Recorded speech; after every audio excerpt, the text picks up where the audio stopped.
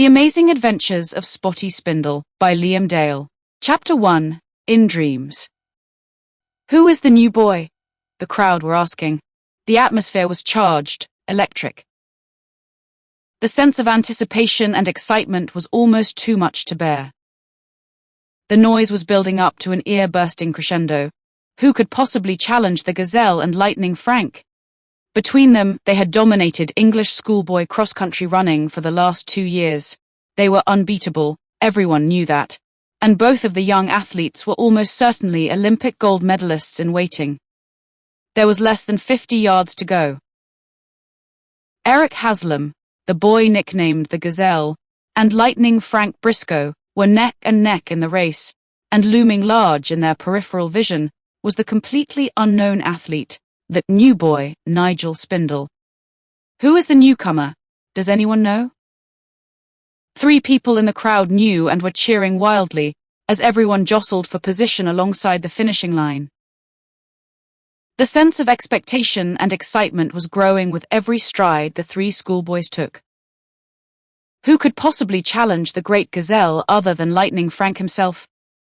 At stake was the biggest prize of all, the title of English Schoolboy Cross-Country Champion.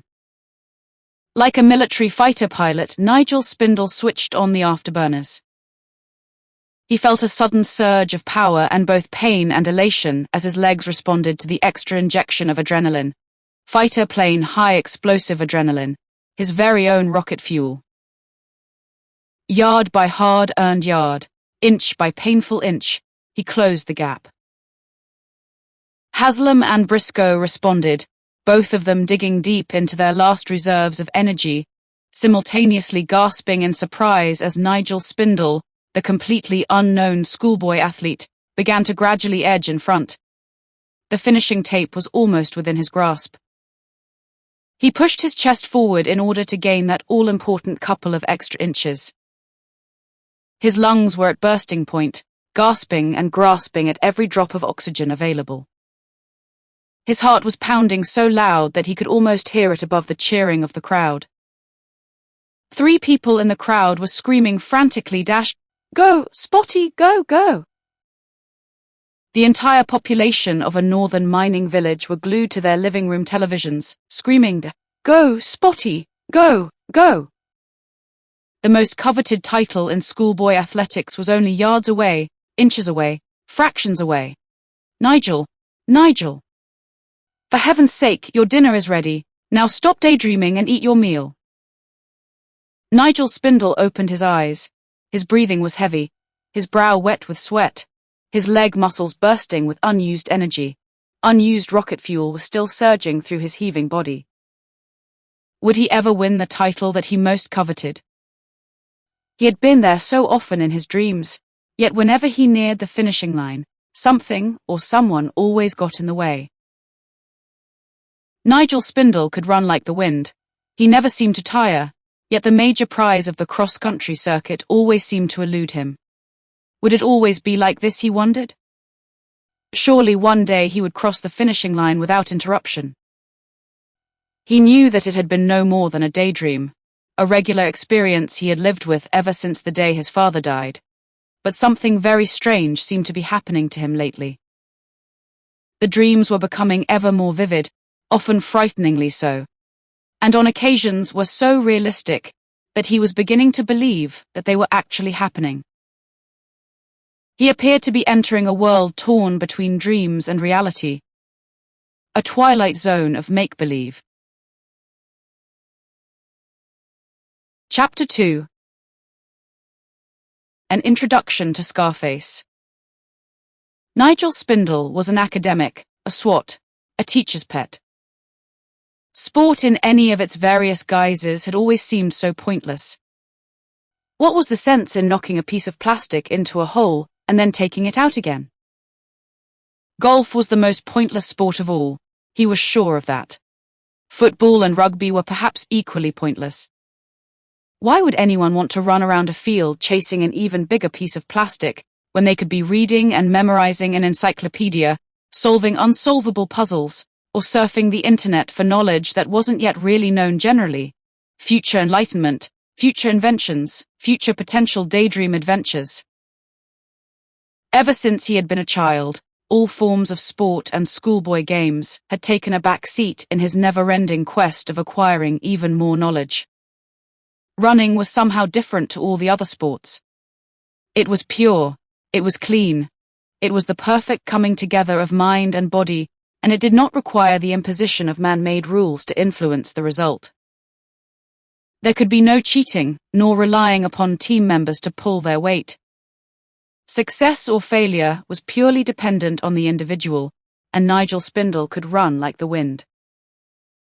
He often imagined himself as the village hero, proudly displaying his English schoolboy cross-country champion trophy, and was most evenings seen running around the village as if his very life depended on it, flashing by and disappearing in a blur, in the blink of an eye. One day, yes, one day for sure, the most coveted of all schoolboy titles would be his, he was sure of that. One day in the not-too-distant future, he would be the champion. The Gazelle and Lightning Frank had had things their own way for far too long. There was a new kid on the block. When Nigel was not out running, he soaked up knowledge like a sponge, and sometimes wondered if his head might become so heavy and overloaded with all this knowledge that one day it would simply fall off. Nigel Spindle did not consider himself to be a genius. However, anyone blessed with a photographic memory that truly remembered everything and also held an IQ in excess of 150, possibly even as high as Einstein himself, was forever destined to be an outsider in a world of mere mortals. By all the rules of the world, Nigel Spindle was a genius, a walking encyclopedia, a genius whose goal in life was to acquire ever more knowledge. Total recall was a burden that no schoolboy should ever really have to carry, and in many ways, it seemed to set him aside from the rest of his school colleagues. Some people had good memories, and some people were simply forgetful. Nigel Spindle had a good memory, a memory so good that every scrap of knowledge that ever entered his schoolboy head stayed there. Even the teachers at the comprehensive school that he now attended were wary of Nigel. They knew that one slip-up, one tiny mistake, one wrong date of an event that had taken place perhaps hundreds of years ago, and Nigel would be on to them in a flash. It wasn't that he was a show-off or anything. Nigel's world was one of total order.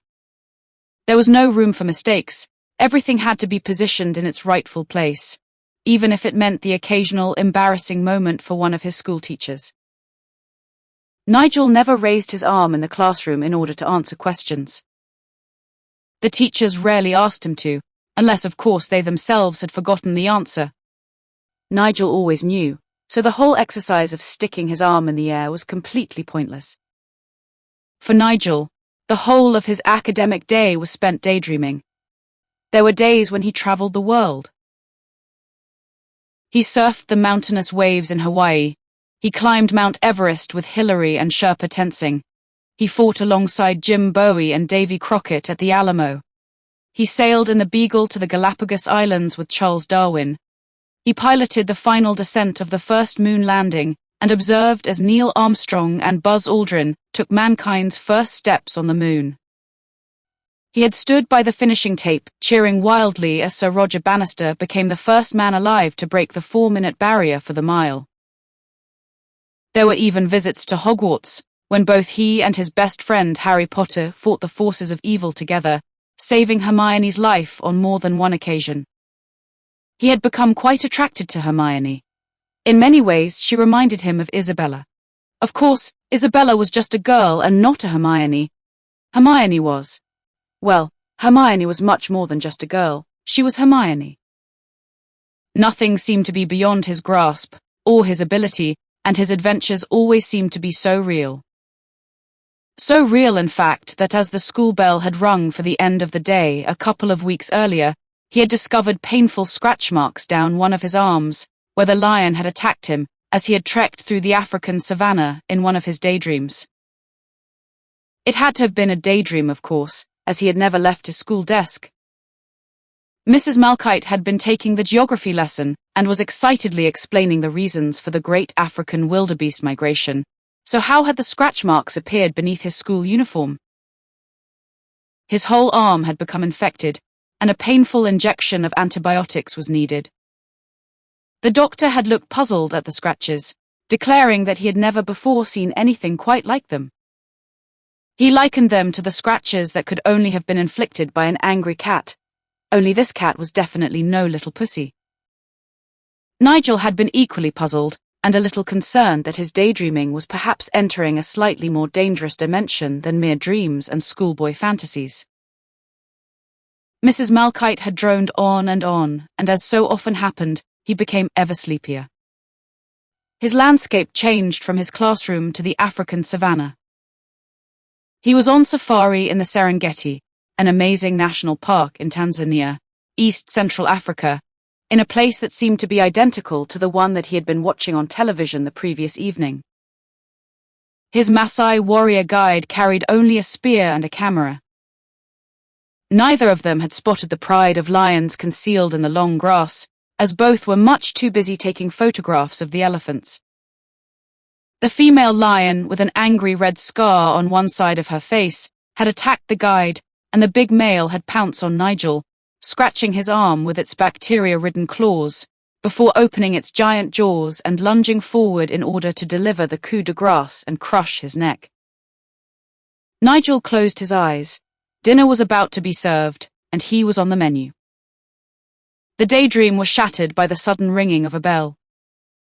The end of the day school chimes had rung just in time, and Nigel was sat back in the classroom as Mrs Malchite went on and on. Why was she ignoring the bell? Nigel Spindle was hungry, and his arm was beginning to throb painfully. Nigel walked home that afternoon with Isabella Birkin-Twistle, the girl who sat next to him in class. He was conscious of the ever-increasing pain in his left arm and a strange smell that lingered in his nostrils. "I can smell cat pee, Spotty," Isabella had remarked. "Have you stood in something nasty?" It had all seemed to be so real, but surely no more than a daydream.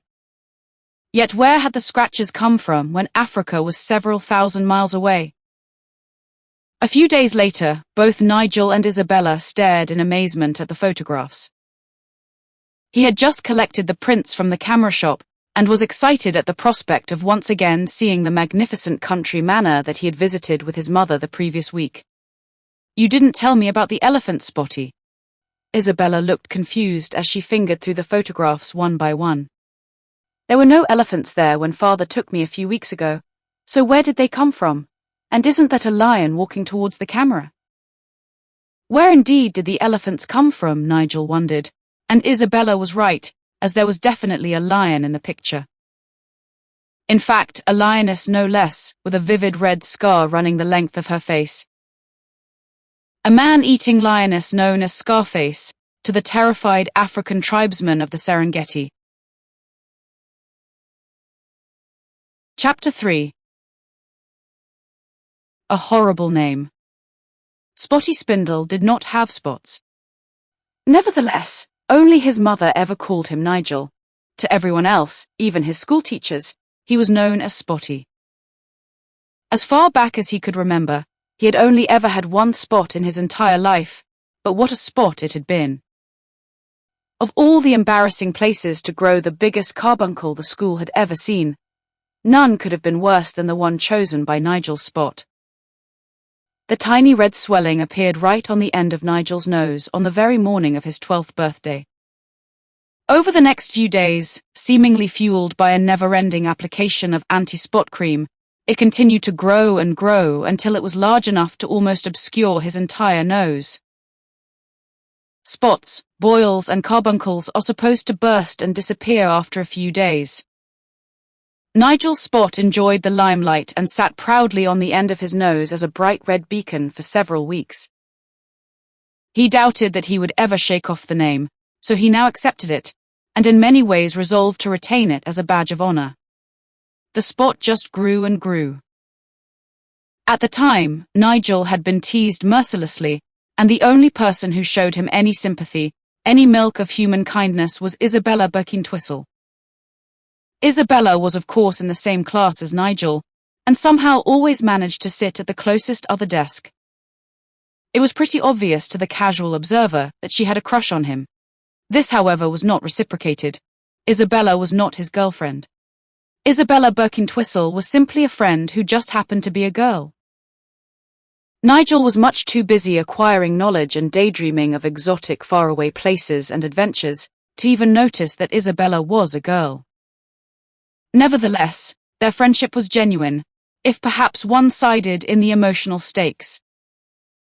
Nigel at 14 years old was quite tall for his age. His frame was slight, almost certainly due to his stubborn refusal to get involved in any of the sporting activities that his schoolboy peers so enthusiastically embraced and seemed to thrive on. Nigel had an unusual head of hair to accompany a face full of freckles.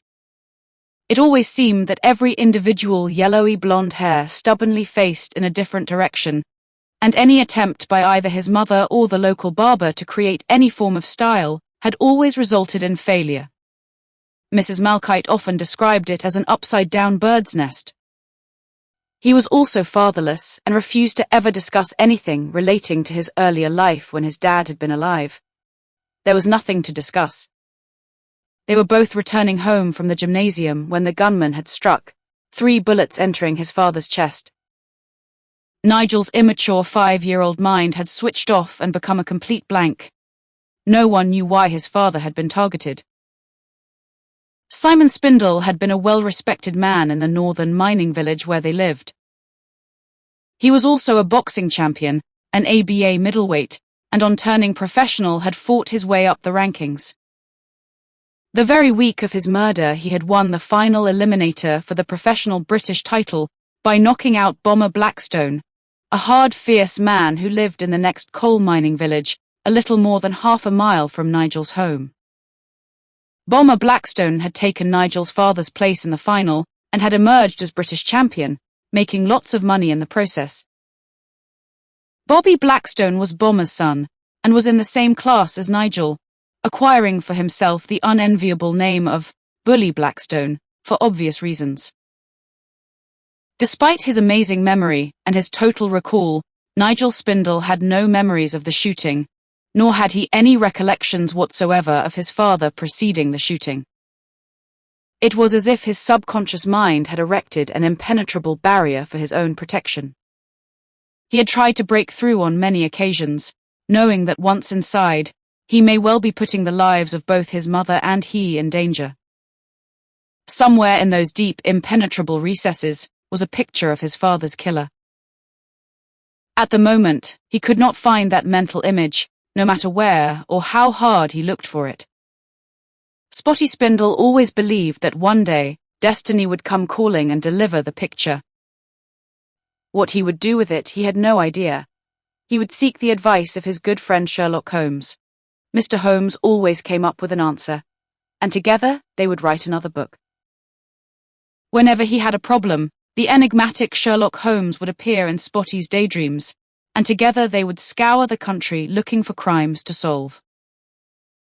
Spotty loved his part in Mr. Holmes' detective novels, particularly his role as the fictitious Dr. Watson. The adventures were always so real that there were times when he really felt that they were happening, and his role as assistant to the greatest detective that had ever lived was crucial in solving the crimes. Sir Arthur Conan Doyle had been the author who had created the mythical detective, yet the adventures just had to be real. They could not possibly be only stories.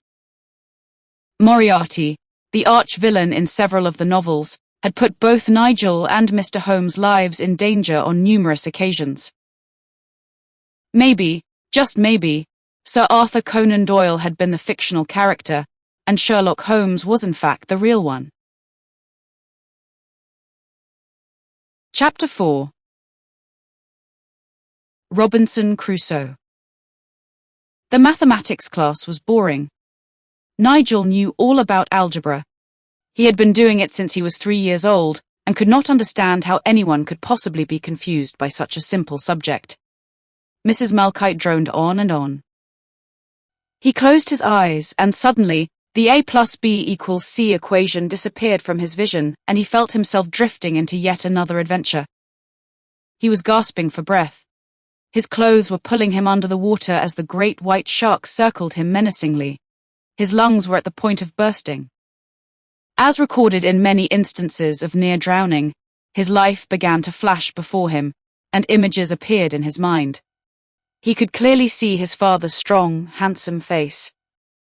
Who was that man walking towards them? The man was holding a gun. He could not quite see his face. He wanted to scream out, wanted to warn his father, but no sound left his 5-year-old body. 3 shots rang out and his father slumped to the ground, dead. The great white shark moved in closer for the kill, its gaping mouth now wide open, flashing rows of murderous man-eating teeth. Serrated, teeth for cutting, shearing, tearing, teeth for amputating limbs. The black soulless eyes displayed murderous intent, mockingly opening and closing as the great jaws sought to envelope Nigel's helpless body. He could hold his breath no longer as dizziness began to set in. He saw his mother, his still quite beautiful mother.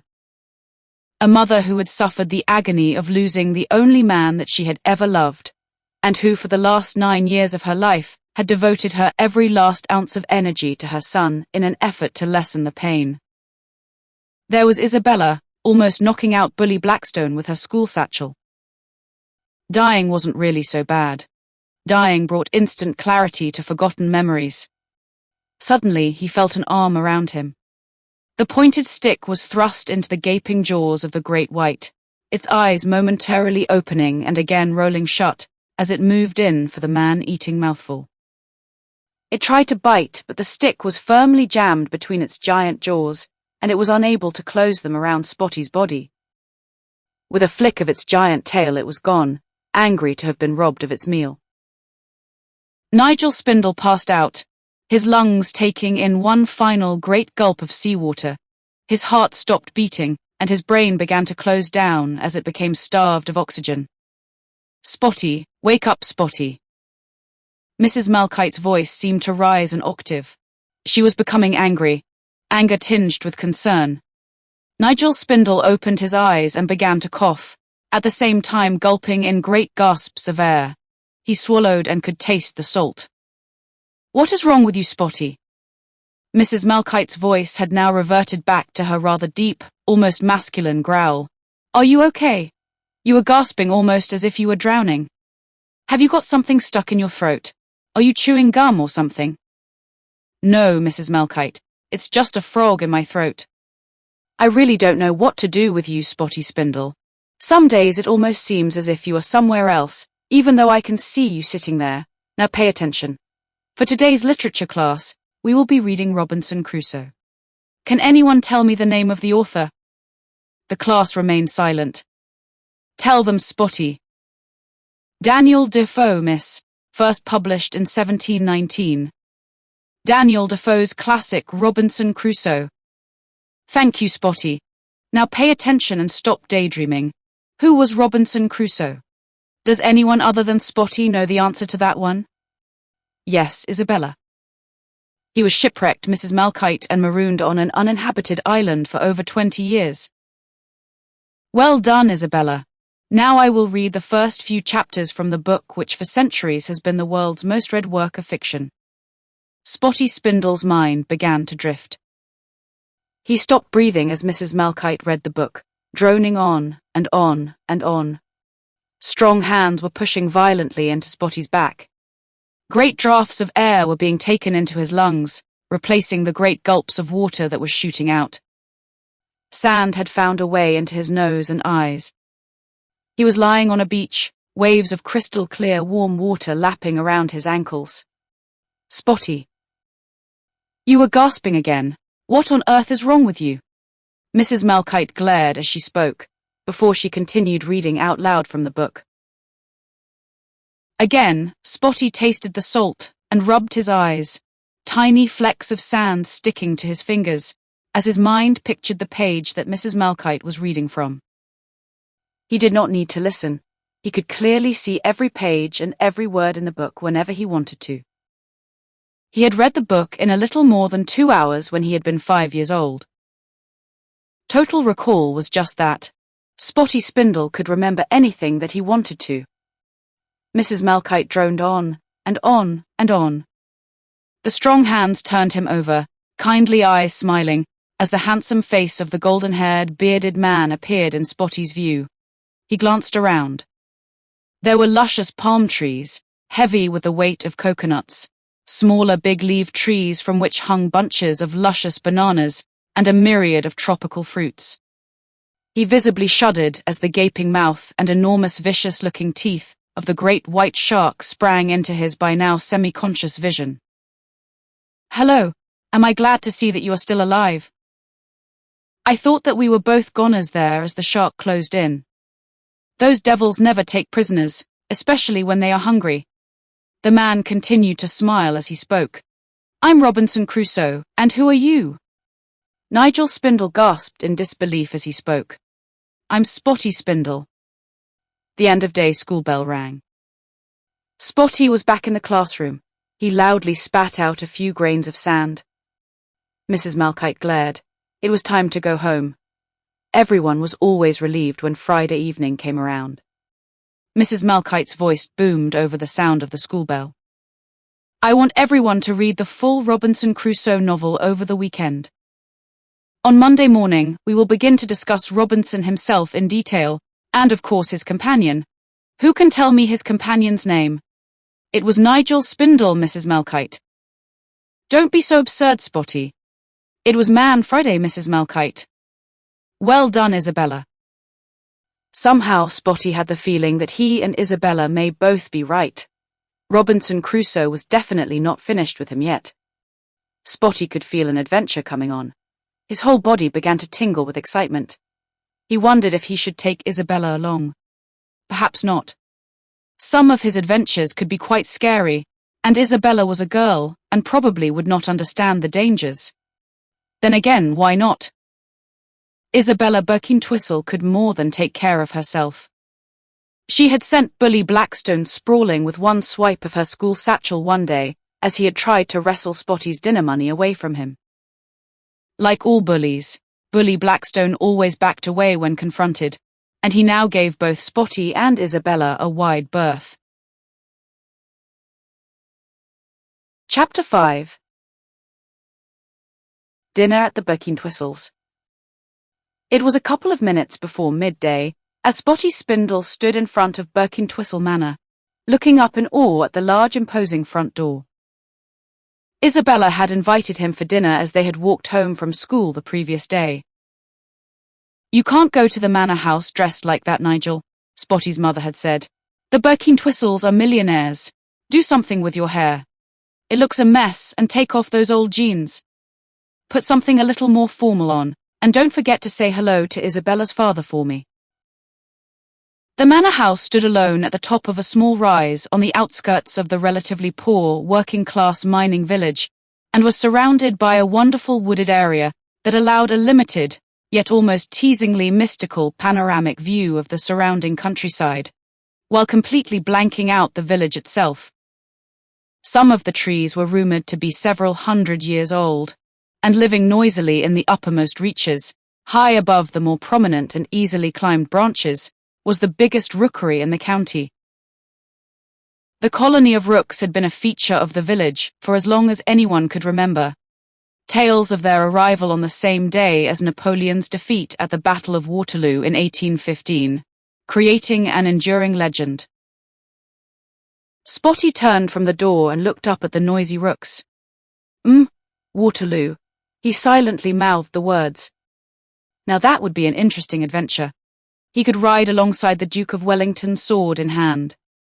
He would personally seek out Napoleon Bonaparte and single-handed capture him. He would... "Hello, Spotty. You are dead on time as always." Isabella's cheery voice dragged him away from his embryonic daydream as the old rusty hinges of the door creaked open. "Come on in then. Daddy is dying to meet you." He entered through the massive oak door and walked into a hallway with a ceiling so high that simply looking up at it sent Spotty quite dizzy. From the hallway, they passed through an enormous dark and foreboding trophy room, decorated with the heads of dozens of wild animals, each one gazing down on them threateningly. The centerpiece of the room was the giant head of a bull elephant, its tusks seemingly longer than Spotty was tall. On either side of the elephant were a matching set of warthogs, these being flanked by various species of antelope that were native to the African savanna. The frightening head of a male lion caught Spotty's attention, the fangs gleaming and the eyes seemingly following his every step. He shuddered as visions of his near-death experience only a few days earlier flooded his mind, his arm still quite painful with the scratch marks. He was being watched, he was sure of that. He could feel the indescribable tension as the hairs on the back of his neck began to rise and tingle. He was sure that the lion's eyes had moved. No, it had to be his imagination. The eyes of dead animals cannot move. The eyes followed him as he walked on across the room. Finally, they reached the dining room, where Mr. Birkintwistle was seated on a large leather chair reading the morning paper. He rose from his seat and walked over to Spotty, clasping his hand in a vice-like grip as he spoke. "Good afternoon, young man. Now do I call you Nigel, or will it be Spotty?" "Spotty, Daddy. Everyone calls him Spotty except for his mother." Isabella burst out laughing at the thought of anyone calling him anything other than Spotty. "Spotty it is then. Now let's sit down and have a chat before dinner." Mr. Birkintwistle suddenly turned serious as he continued. "I was a friend of your father, Spotty, and was never very happy with the way his murder was investigated. I was the coroner, you know, and the whole thing did not seem right from day one." "Did you know him well, sir?" "Yes, I suppose that I did, probably as well as anyone. As we grew up, we often boxed together at the local gym. I was a little taller than your father and a few pounds heavier, but once anyone felt the power of your father's punches, they stayed well clear for most of the training session. Whenever we sparred together, he always took it easy with me because we were such good friends." Spotty looked closely at Gordon Birkintwistle. Yes, he did look like a boxer, a little over 6 feet tall, broad shoulders, and a rugged yet handsome face. Gordon Birkintwistle suddenly burst out laughing. "I also knew your mother pretty well, Spotty. In fact, I asked her out for a date many times. Sadly, well, for me at least, she only ever had eyes for your father. Shortly after your parents married, I married Mary Windsor, Isabella's mother. The four of us were always the best of friends, going right back to infant school, and often went out together. Yes, Mother did mention that she knew you, sir, and asked me to give you her regards. Didn't the manor once belong to the Windsor family?" "That is right, Spotty, ever since the day that the rooks arrived in the woods that surround the building. Mary, my wife, inherited the whole estate from her great-aunt. Your father and I spent many a happy hour climbing the trees in search of the rook's eggs when we were younger, pretty tasty if I remember correctly. Mother told me that Mrs. Birkintwistle died in a car accident, sir." "Not an accident, Spotty. Murder. She was walking home from the village shop when a black van mounted the pavement and deliberately ran her down before disappearing, never to be seen again. The inquest on your father's murder was scheduled for the very next day, so the court appointed a stand-in for me. My report got mysteriously mislaid, and I feel a travesty of justice was the result. Naturally, I could not be the appointed coroner for my own wife's death, so the whole episode got swept under the carpet, the two deaths never being linked. Do you think that they were linked, sir?" "I'm certain that they were, Spotty. Not only that, Bomber Blackstone was almost certainly involved. With the smiling assassin out of the way, the path was clear for Bomber to take the British title." "Smiling assassin, sir?" "Yes, Spotty, that is what the papers called your father. No one ever saw your father without a smile on his face. Only once did I ever see him change, and that was in the 3rd round when he fought Bomber in the Eliminator for the British title." "What happened, sir?" "Well, Bomber Blackstone was a fierce bully from the next village, not very bright I may add, nevertheless, one heck of a puncher. He got himself involved with the notorious Ramone crime family from Manchester, who reputedly made a lot of money as part of a betting syndicate. Your father was offered a lot of money to lose the fight in the 3rd round. The smiling assassin never took bribes. He didn't need to. No one ever beat him. Halfway through the 3rd round of his fight with Bomber, your father was going in for the kill when Bomber slipped him a low punch in the groin, followed by an elbow to his jaw. Mr. Birkintwistle closed his eyes and smiled as the memories came flooding back. That, my dear Spotty, was the one and only time that I ever saw your father lose his temper. The face of the smiling assassin turned as black as thunder. Both Spotty and Isabella sat forward on their chairs in anticipation. Mr. Birkintwistle opened his eyes. "I'll tell you the rest of the story after dinner." "Daddy, don't you dare stop now!" Isabella almost screamed in frustration. "There really isn't much more to tell," Mr. Birkintwistle burst out laughing. The left arm of the smiling assassin became a blur, moving much too fast for anyone to see, and Bomber Blackstone woke up in hospital 2 days later. Vorv. Both Spotty and Isabella spoke at the same time. "It was only a few days after the fight that your father was shot, Spotty, and the day before the inquest that Mary was killed. Now do you see the connection?" "Bomber Blackstone, sir." "Well, he is certainly somewhere in the picture, but he was never bright enough to be too involved. He was no more than an easily manipulated meal ticket for someone much higher up the food chain. I think that we need to be looking more in the direction of the Ramone crime family, but sadly, that is where the trail goes cold. To get too close to them would be much too dangerous because of their mafia connections. My old friend in the Manchester Sid has advised me to simply let it go and get on with my life. Perhaps I should do just that. Still, I can't resist the odd phone call to see if there has been any progress, and on a couple of occasions I have received threatening phone calls warning me to back off. I can't be of any help, sir. I was only 5, and all my memories of my father have long since disappeared. In fact, they disappeared on the day of the shooting, and everything before that is just a complete blank." "Yes, I know, Spotty. I read the police report. That was my job as the appointed coroner, or at least it should have been until I was sidelined. How about some dinner? Is anyone hungry?" Mr. Birkintwistle left his comfortable chair and disappeared in the direction of the kitchen as Spotty and Isabella walked across the large dining room and sat at the table. Spotty had much on his mind. He had 3 adventures ahead of him: Robinson Crusoe, Waterloo, and a dangerous undercover assignment to check out a certain Manchester crime family. He would of course enlist the help of Sherlock Holmes as he investigated the Ramones. He and Mr. Holmes enjoyed working together. Their partnership had solved the mystery of the Hound of the Baskervilles, the last time that they had worked together. He resolved to go back to the Serengeti first. Hopefully, his Maasai warrior guide had survived the lion attack. His body tingled in anticipation. His stomach rumbled as the delicious aroma of roast lamb wafted its way into the dining room, and visions of heaped mountains of sticky toffee pudding invaded his senses. Chapter 6. The Lion. "How did dinner with the Birkintwistles go, Nigel? Did you give Mr. Birkintwistle my regards?" "Of course I did, Mother. And as for dinner, it was absolutely fabulous. Mr. Birkintwistle is a wonderful cook and said that he would like to see you once more. He has invited us both around for dinner next Saturday evening. He told me to mention that a bottle of fine Chablis wine will be suitably chilled for you. I accepted on your behalf, of course, as long as he promised to do the sticky toffee pudding again."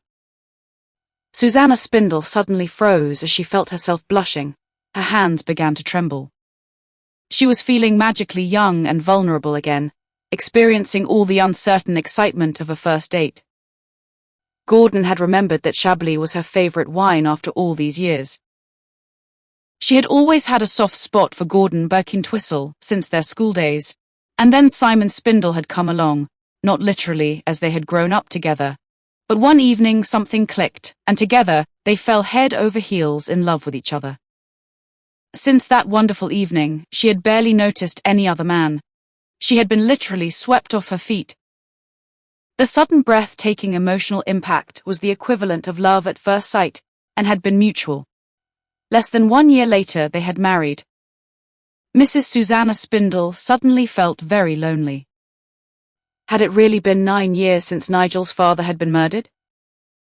The time had flown by, and between bringing up a son and endless hours of charity work, She had not realized just how directionless her life had become. Mr. Birkintwistle told me a little about the smiling assassin. Why did you keep everything so secret, Mother? Nigel's tone of voice had a hint of accusation in it. I took professional advice, Nigel. The psychiatrist was worried that because of your complete loss of memory over the shooting, the trauma could easily return, and you could possibly retreat into a void from which you would never emerge. I believe that they now call it post-traumatic stress disorder. Nigel burst out laughing as he spoke. Are you sure that it was me that might retreat into the void, Mother? You are the one that barely leaves the house other than to go shopping. I travel the world. Please don't go on about your fantasy adventures again, Nigel. I have enough to worry about having to decide what to wear at the Birkintwistles next week. Nigel Spindle inquisitively looked at his mother through different eyes. Mum was a woman. He had never really noticed before, and an extremely attractive one at that. She had only ever been a mum, not a woman. Could she possibly still have feelings? Could mums fall in love? Surely not. Mums do not fall in love. They look after their sons and clean the house. They do the washing and ironing, they cook meals. Mums do not have time to fall in love. Love is for other people and not mums. I'm going upstairs for a spot of reading, Mother, so please give me a shout when dinner is ready.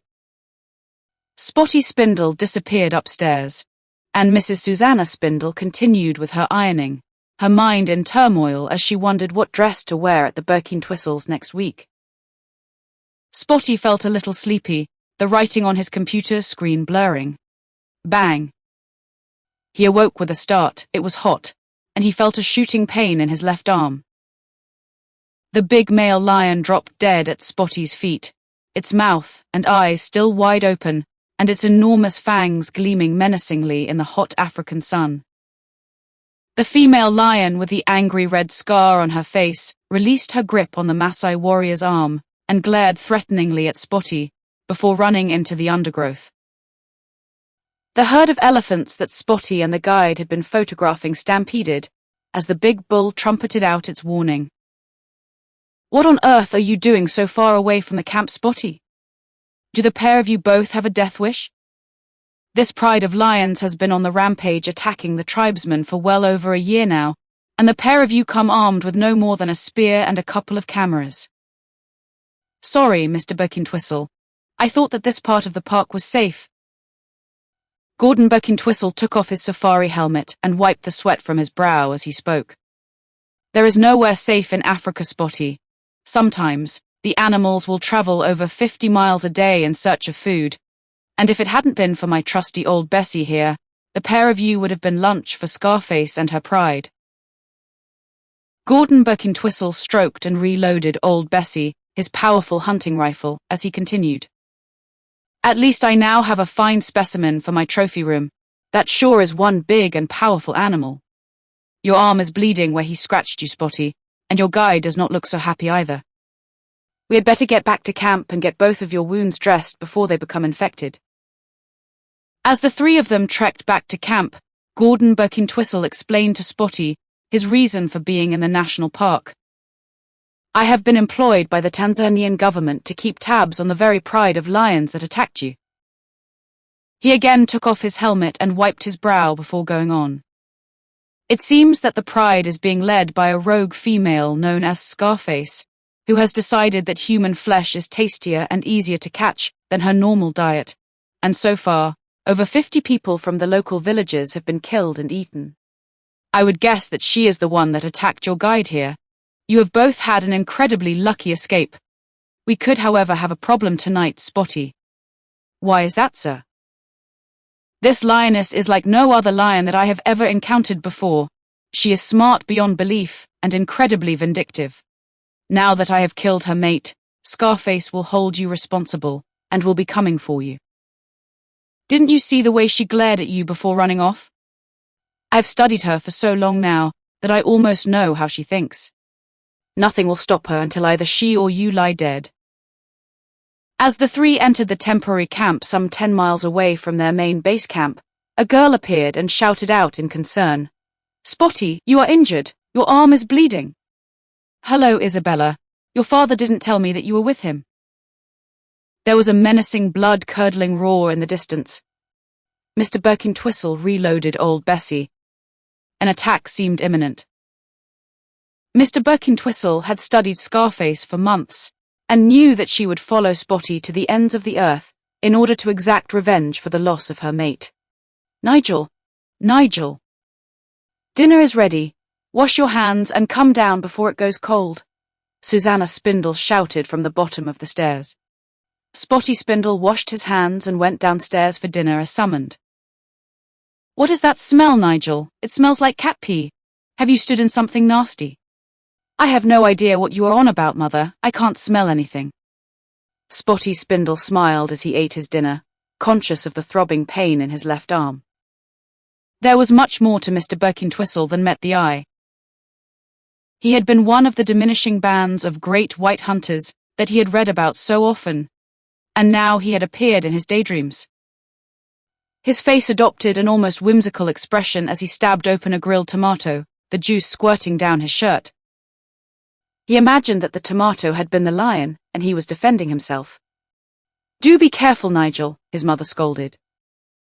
Spotty Spindle heard nothing. He was now engrossed deep in his thoughts of limitless opportunities for adventure. Not only could he transport himself to far-away distant lands, but he could now take Isabella with him, it seemed. She would be good company, and as they were only daydreams, he surely would not really be putting her in any real danger. His thoughts returned to the old manor house. He now recognized the big male lion whose eyes had gazed down on him from the Birkintwistle trophy room wall. That was the man-eating beast that had scratched his arm. No wonder its eyes had been following him around the room. They had almost seemed to be gloating, maybe even plotting revenge. Yes, there was certainly more than a hint of malice in those eyes, an overwhelming glare of hatred. They were most definitely moving. He wondered if what Mr. Birkintwistle had said about Scarface was true. Would she really hold him responsible for the death of her partner? Would she really pursue him to the ends of the earth until one of them was dead? No, of course not. He dismissed the thought from his head. Scarface lived in Africa, and Africa was a long, long way away from his little northern mining village. Chapter 7. Robinson Crusoe, Part 2. Mrs. Malchite's voice seemed to be particularly boring the first Monday morning class of the day. Most of the pupils had read the Robinson Crusoe novel from cover to cover over the weekend and were eager to discuss the character and life-threatening situations of Robinson himself.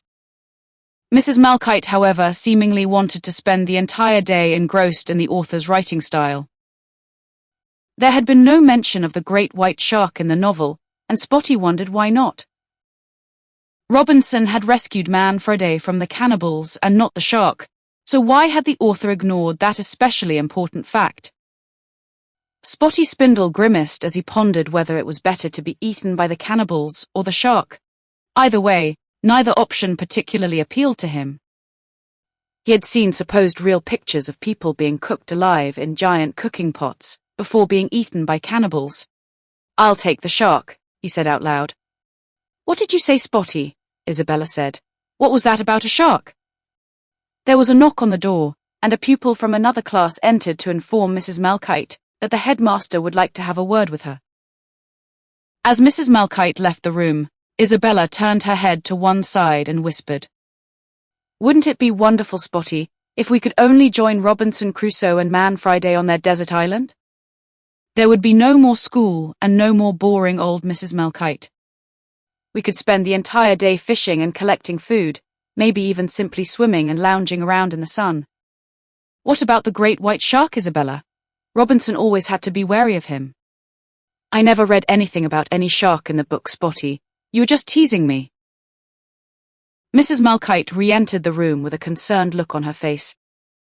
Quiet, everyone, and please listen carefully. She looked skywards as she spoke.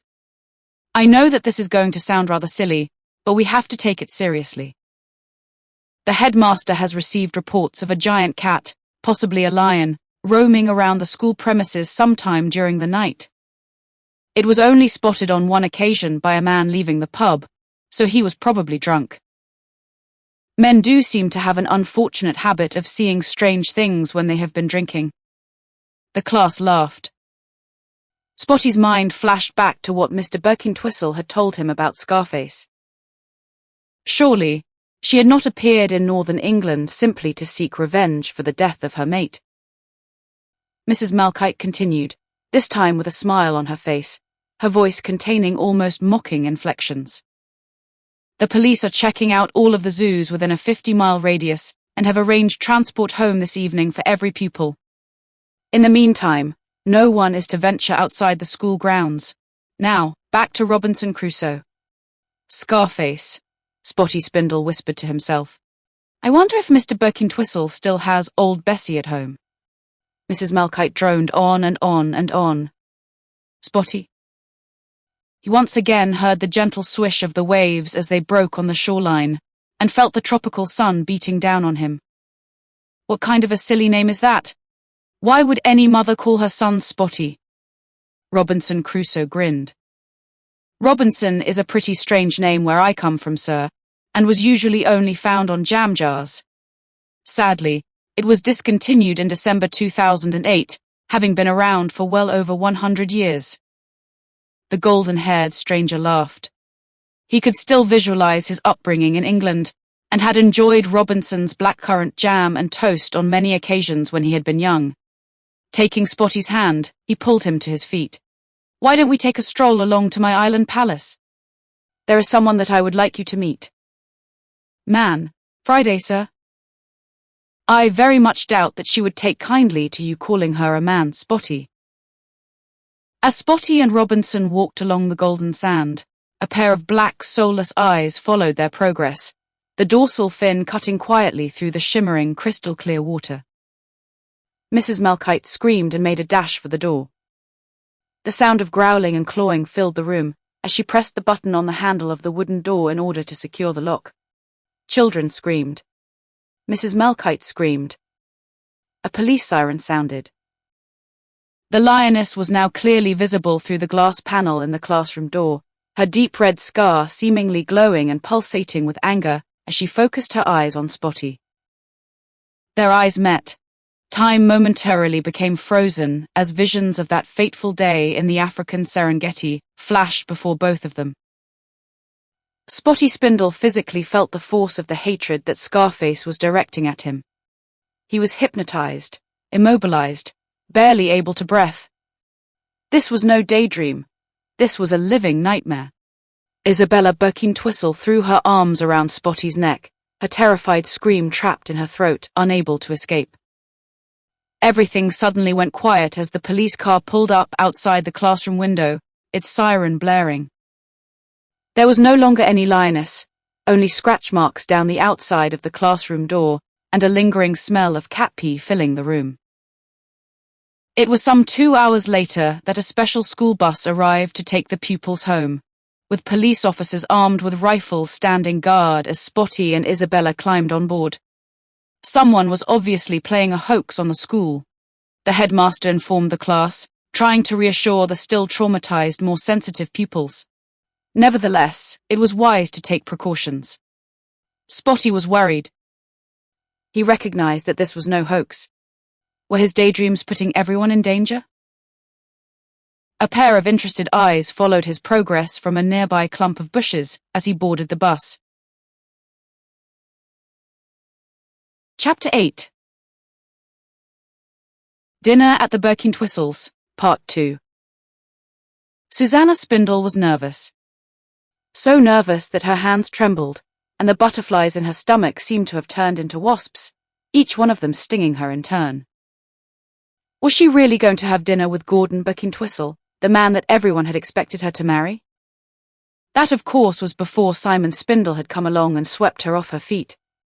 Still, Gordon and Susanna went back quite some way. They had been such good friends as teenagers that going out together on a date just did not seem right to Susanna. How could she possibly have a date with her best friend? By the time that she had finally realized how much Gordon Birkintwistle meant to her, She was too much in love with Nigel's father to do anything about it.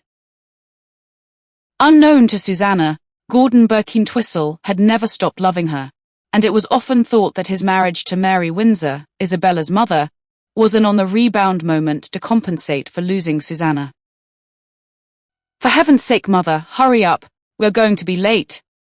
Nigel hated being late. His world was built around order and punctuality, and his mother had spent half of the morning in her room trying on dresses, playing around with makeup, lipstick, and a seemingly never-ending assortment of odd girly-type things that he had never encountered before. "At last," he said out loud as she finally ventured out of her bedroom and walked down the stairs. "How do I look then, Nigel?" Nigel Spindle tried to speak.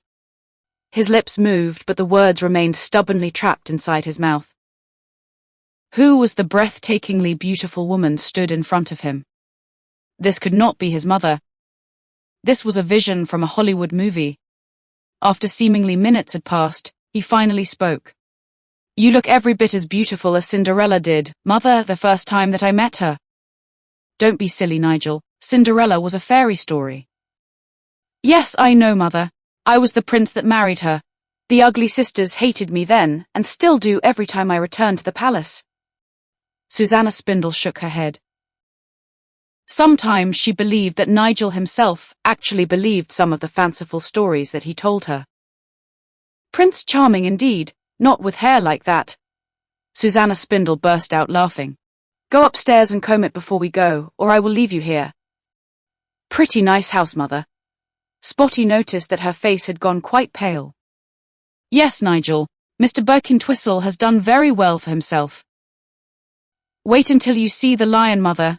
You will swear that it is still alive. Its eyes follow you wherever you go." Spotty Spindle rang the bell and grinned as his mother physically shuddered at the thought of the lion. She had heard all about the lioness, and like most of the parents, was convinced that someone had played an extremely elaborate and inappropriate hoax on the school. Gordon Birkin-Twistle opened the door, his jaw dropping at the sight of Mrs. Susanna Spindle.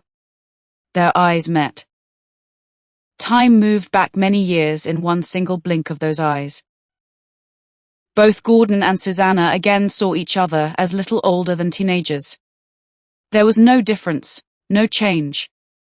Neither of them could see each other as one day older than the day they had last met at Mary's funeral 9 years earlier. Both Spotty and Isabella stood silently rooted to the spot. Where had their parents gone? Who were these two strangers stood in front of them? Why were neither of them speaking? Gordon Birkin-Twistle finally broke the silence with a quavering voice. "How wonderful to see you again after all this time, Susanna. Please step inside my humble abode before the Chablis becomes a little too warm." Susanna Spindle followed Gordon Birkin-Twistle inside on unsteady legs, her heart pounding so violently that surely it must explode. Through the hallway and into the dark trophy room with the mounted animal heads, aloofly looked down. "There. It is, Mother." Spotty pointed excitedly at the intimidating head of the lion. "Watch the eyes as I walk across the room because they definitely move to follow me." Gordon Birkin-Twistle smiled. "It is simply an optical illusion, Nigel. I used to think the same myself." "Nigel is right, Daddy. They definitely move to follow him wherever he walks. Don't you think so, Mrs. Spindle?" Susanna Spindle laughed. "Can we please move out of this room, Gordon? All these animals are giving me the creeps, especially the lion. There is definitely a strange look in its eyes whenever Nigel moves. It's almost as if it is resenting him for being here." On entering the dining room, Spotty Spindle suddenly realized that everyone was calling him Nigel and not Spotty. That was strange. "You promised sticky toffee pudding, Mr. Birkin-Twistle, if I delivered Mother safely to your humble abode." "Mother dear, please may I introduce you to the finest sticky toffee pudding chef in Christendom." Smiling self-consciously, Susanna Spindle jokingly shook hands with Gordon Birkin-Twistle, each of them reluctant to release their grip, or to take their eyes off each other. Nigel Spindle looked closely at his mother. She looked different. Somehow, she seemed to have turned back the clock, and had once again become a happy, vibrant teenager. She did not look old enough to be a mother, especially the mother of a 14-year-old schoolboy. Gordon Birkintwistle took the cork out of the ice-cold bottle of Chablis and poured out 2 glasses, smiling as he handed one to Susanna Spindle.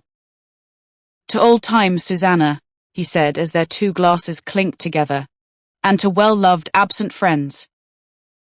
Both Spotty and Isabella were spellbound as their parents seemingly disappeared before their very eyes, to be replaced by 2 love-struck teenagers. Suddenly there came a crashing noise and what sounded like a roar coming from the trophy room that they had just left. "Everyone stays here," Mr. Birkintwistle said forcefully.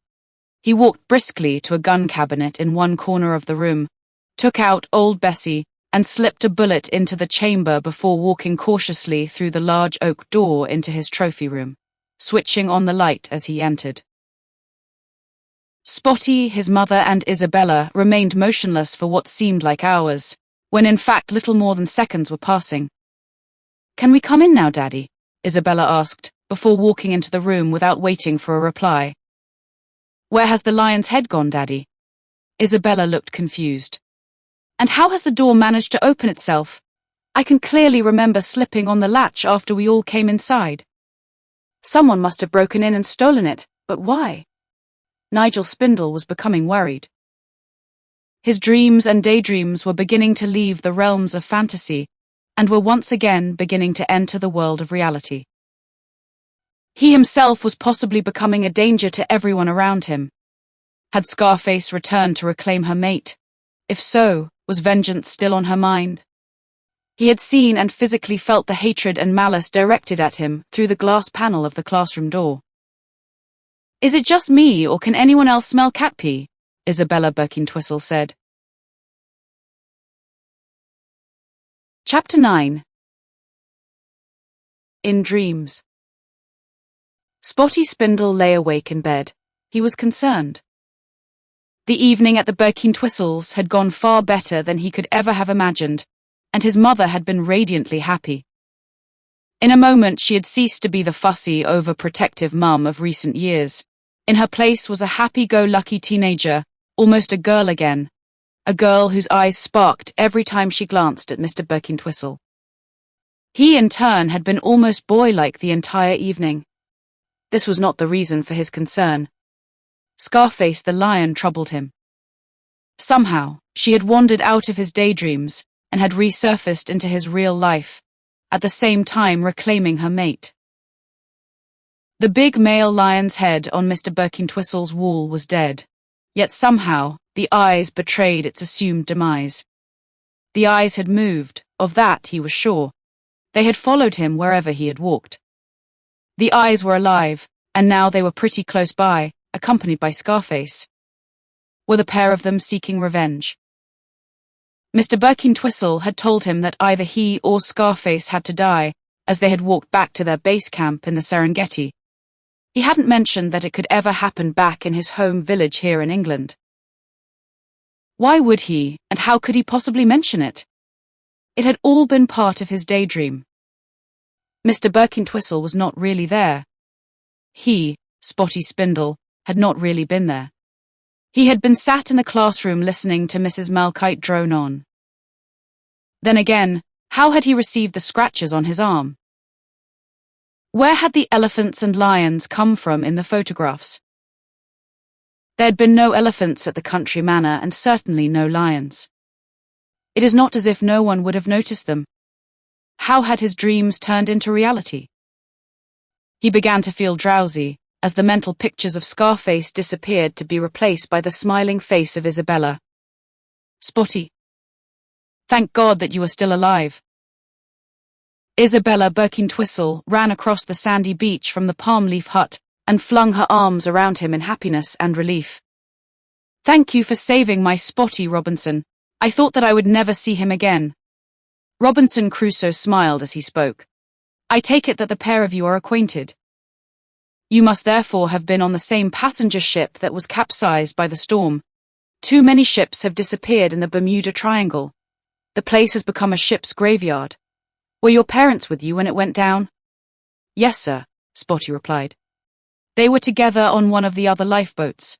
Isabella and I were in the one with the children when the great white shark crashed into us and began ripping the boat to pieces. We are perhaps the only survivors from that boat. I do hope that Mother and Mr. Birkintwistle are okay. I'm sure that they are, Spotty.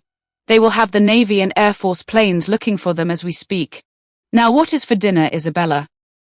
Isabella is cooking. I don't believe it. Spotty stuck out his tongue and pulled a funny face, shaking his head from side to side as he did so. Careful, Spotty, or I may accidentally drop your roast pig onto the sand. Isabella Birkintwistle laughed as she spoke. You never complained at Father's cooking, and my cooking is even better. She is telling the truth, Spotty, believe me. Now let us eat, I'm starving, and I absolutely adore roast pork. Ever since I became shipwrecked almost 20 years ago, the island has provided me with a never-ending supply of succulent young piglets. Wake up, Nigel, I have something to tell you. Mrs. Susanna Spindle knocked on Spotty's bedroom door before entering. Gordon, Mr. Birkintwistle that is, told me last night over dinner that he has won a couple of tickets for a 2-week cruise around the Caribbean. He has asked me to join him on the cruise and has offered to pay for Isabella and yourself to accompany us. We will be visiting some of the outlying islands of the Bahamas before moving on to Bermuda. What do you think, Nigel? Isn't it exciting? Spotty sat up in bed and coughed as a piece of roast pork lodged in his throat. Isabella did indeed know how to cook. I'm not too sure about a cruise, Mother, as I have heard that the Bermuda Triangle can be extremely dangerous at this time of year. Ships have been known to disappear without trace for no apparent reason, and the waters are full of man-eating sharks. Superstitious tosh, Nigel. I have already accepted. The school holidays begin just in time for us to fly to Miami and step on board. I am so excited. I have never been on a cruise ship before. In fact, I have never been on any ship before, nor have I had a holiday since your father died. I don't know if I will be able to sleep tonight. Spotty knew that to argue would be pointless. Once Mother had made up her mind, no force on earth was able to change it. Spotty Spindle went back to sleep. There would be no more dreams tonight. Tomorrow, he had to be up early. Tomorrow was the biggest and most important day of his life. Tomorrow was the day that would shape his destiny. Tomorrow was the day of the English Schoolboy Cross-Country Championships. Tomorrow there would be no distractions and no mistakes. Tomorrow would be no daydream. Tomorrow he would finally go head-to-head with Eric Haslam, the Gazelle, and Lightning Frank Briscoe, the two greatest cross-country runners in English schoolboy history. Chapter 10. The race is on. Nigel Spindle got off to a bad start. He should have sprinted as the starter gun fired, but was unaware of the bottleneck some 100 yards ahead, where all 500 competitors had to squeeze through a gap little more than 10 yards wide. Briscoe and Haslam both sprinted for all they were worth and took the lead. On reaching the bottleneck, Spotty, along with most of the other runners, was reduced to little more than a walking pace for several seconds. Emerging from the bottleneck and finally able to run at his normal rate, the beautiful panoramic view of Cheshire's Lime Park suddenly held no attraction for him. His eyes were firmly focused on two runners only. Briscoe and Haslam, together with around 50 other athletes, were well over 100 yards away and seemingly out of reach. Spotty held his nerve and slowly began to pick off the slower of the runners in front of him. This was a 3-mile circuit around the park, and it had to be negotiated twice. One by one he overtook the people in front of him, never sprinting and always maintaining a constant pace, exactly as he had done 1,000 times around his home village. Too much energy expended in the early part of the race meant that too little energy would be available for the sprint finish that he simply knew was coming between Haslam, Briscoe, and himself. A sprint finish that he had seen so often in his dreams. 3 miles completed, and passing the finishing line for the first time, he heard one voice that echoed above the cheers of the crowd, "Run, Spotty, run." Isabella, dressed in a colourful pink and yellow tracksuit, was jumping up and down with excitement. He had gradually moved through the field and was now in 6th place, with Briscoe and Haslam still some 50 yards in front of him, and seemingly still fresh. He was well aware that both runners were famed for their sprint endings, and unless he could close the gap to no more than a few yards before the home straight, he was finished. He moved up a gear, slightly lengthening his pace. Briscoe and Haslam did likewise. There was always something strange about passing the finishing line for the first time in a 2-lap race. It was as if an extra boost of energy suddenly coursed through the body. He sailed effortlessly by the 5th boy in the race and set his sights on number 4. Briscoe and Haslam both glanced behind them, and sensing the new source of danger, again upped their pace and began to pull ahead of the 2 struggling athletes that separated them from Spotty. They all reached a long, steep incline. This was the killer stretch of the course known as Cardiac Hill, where many an athlete's heart had been broken in past championships, as the energy evaporated from their bodies and their legs turned to lead.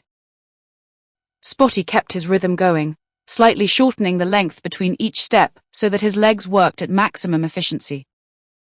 The course leveled out, and Spotty was now in 3rd place, less than 10 yards behind Briscoe and Haslam. The 2 famous schoolboy athletes again glanced behind them. Who was this newcomer? They sensed danger. They had become so accustomed to turning every cross-country event into a 2-horse race that the only doubt was which of them would be triumphant at the finishing line. They were so evenly matched that little more than inches ever separated them as they hit the tape. There was now less than 200 yards to go. Haslam and Briscoe were shoulder to shoulder and getting ready for the final 50-yard sprint finish. Spotty Spindle was now 2 paces behind, almost running in their footsteps. He could hear their heavy breathing. The pain was beginning to kick in for all 3 runners. There could be no gain without pain. Spotty repeated the well-known mantra. Months of training were beginning to pay dividends. Spotty Spindle could run like the wind, and the gap between Haslam, Briscoe, and himself closed. There was now less than 50 yards to go. Eric Haslam and Frank Briscoe were neck and neck, and looming large in their peripheral vision was the completely unknown athlete Nigel Spindle. Who is the newcomer? The crowd stood by the finishing line were all asking. Who could possibly challenge the great Eric Haslam, other than Frank Briscoe himself? Spotty Spindle already knew the script. He had run the race 1,000 times in his daydreams, and every time that he had approached the finishing line, someone or something had blocked his moment of glory, his triumph, his destiny. This time there could be no such obstacles. No more rude awakenings. This race was for real. This race was happening now. This was no daydream. Mother, Mr. Birkintwistle, and Isabella were stood by the finishing line cheering for all they were worth. The 3 of them were now neck and neck with no more than 30 yards to go, all 3 athletes searching for that last ounce of energy, that critical last drop of rocket-fueled adrenaline. Spotty Spindle began to edge in front. The crowd gasped. The gap was barely perceptible. Inches, maybe not even so much. Haslam and Briscoe tried to respond as they felt the most coveted title in English schoolboy athletics begin to slide from their grasp. Mother, Mr. Birkintwistle, and Isabella cheered and shouted for all they were worth. Run, Spotty, run, they screamed in unison. Even Spotty's mother was caught up in the frenzied excitement, and for the first time in her life had not called him Nigel. Nigel Spindle could hear nothing, not even a roar loud enough to be heard back in his home village. The village where no one was working, a village where everyone was now on their feet, screaming in unison at their living room televisions. Run, Spotty, run! Their shouts echoed around the little mining village. The finishing tape was in sight, and finally the greatest prize in schoolboy athletics would be his. He thrust his chest forward and lunged at the tape in order to gain a few precious inches, just as he had always done in his dreams. Suddenly, screaming broke out, as dozens, followed by hundreds of spectators, dashed onto the course in blind panic, completely demolishing the finishing tape, causing Spotty, Haslam, and Briscoe to crash into them. From behind them came a ferocious, bone-chilling roar. Scarface and her mate glared, vengeance in their eyes, before turning and disappearing into a nearby spinney. They had spotted a field full of sheep in the distance and were feeling hungry. There would be plenty of opportunities for them to settle their score with Spotty Spindle. They were in no hurry. Chapter 11. Words with Mr. Birkintwistle. It was perhaps a couple of hours after the abandoned cross-country race, as Mr. Birkintwistle drove them home, that his tone turned serious. "I would like you to come around to the house tomorrow after school, Nigel. You and I need to talk." "Is it about the lions, Gordon?" Susanna Spindle sounded concerned. "In a way, I suppose it is, Susanna." The car pulled up as the traffic lights turned to red. "There is perhaps a little more to this than meets the eye. The big male lion looked remarkably like the one that I shot in Africa a few years ago, and the lioness with the scar on her face was identical to the man-eater that I spent months hunting. She was just too smart for me, and always seemed to be one jump ahead of every move that I made." "Did you spend much time in Africa, Gordon?" Susanna Spindle smiled as she spoke. "Probably a little over 2 years, Susanna. Mary and baby Isabella joined me for part of the time, but I haven't been back since Mary died. I had a wonderful time working as head game warden for the Tanzanian government." Spotty grinned as he spoke. "I don't think that I would ever have come back, Mr. Birkintwistle. Just imagine it, every day walking in the Serengeti in search of rogue lions, photographing elephants and rhinos, chasing baboons. It sounds like great fun to me. Maybe I wouldn't have ever come back, Nigel, but my wife, Mary, inherited the old manor and the surrounding woodlands when her great-aunt died, and shortly afterwards I received an offer that I couldn't refuse as county coroner. Don't you miss Africa, Gordon?" "In many ways I do, Susanna, but Isabella's education takes priority over everything else." "I'm smart enough now, Daddy. Why don't we all move back? You could sell the manor, I could marry Spotty, and you could marry Mrs. Spindle." Spotty Spindle looked aghast and shook his head violently. Both Gordon Birkintwistle and Susanna Spindle blushed and squirmed uncomfortably in their seats. Gordon Birkintwistle composed himself. "We can't move to Africa until Nigel has won the English schoolboys cross-country title, Isabella." You heard what the organizer said once the crowd had calmed down. "A new date will be arranged in the near future, so Nigel, my boy, you had better step up the training. Today the title was stolen from you. The next time it will be yours for the taking." "I'm not so sure about that, Mr. Birkintwistle. Every time I reach the finishing line, something happens that prevents me from winning." "What nonsense are you talking about, Nigel? You have never been beaten in any cross-country competition, and today was the first time that you have been entered in the English Schoolboy Championship." For some strange reason, Gordon Birkintwistle had an inkling of what Spotty had meant. "Okay, Spotty, let me have it." "What do you mean, sir?" "You know exactly what I mean, Spotty, so don't play games with me. I do not want my daughter put in any danger because of your escapades, so out with it, boy. What exactly is going on?" Both Spotty Spindle and Gordon Birkintwistle were in the manor the day after the abandoned cross-country race, staring at the empty space where the lion's head had been. In its place was old Bessie, Mr. Birkintwistle's favourite hunting rifle. The two of them walked together into the study and sat down, Gordon fondly caressing old Bessie. Spotty began to tell him his story, right from the very first time that his daydreams had moved into the realms of reality. Birkintwistle remained silent throughout, occasionally shaking his head in disbelief. When Spotty had finished, silence prevailed for perhaps half a minute before Gordon Birkintwistle spoke. "You are not on your own, you know, Spotty. There is a boy in America who has exactly the same powers that you have. Sadly, at least for him that is, the authorities became aware of them and forcibly took him away from his parents. Now they guard him day and night. The poor lad is forced to live in complete isolation." "For what reason, sir?" "Come on, Spotty, you are a bright lad, you tell me." "Military reasons, sir?" "That will certainly be a major consideration, But think of the bigger picture, Spotty.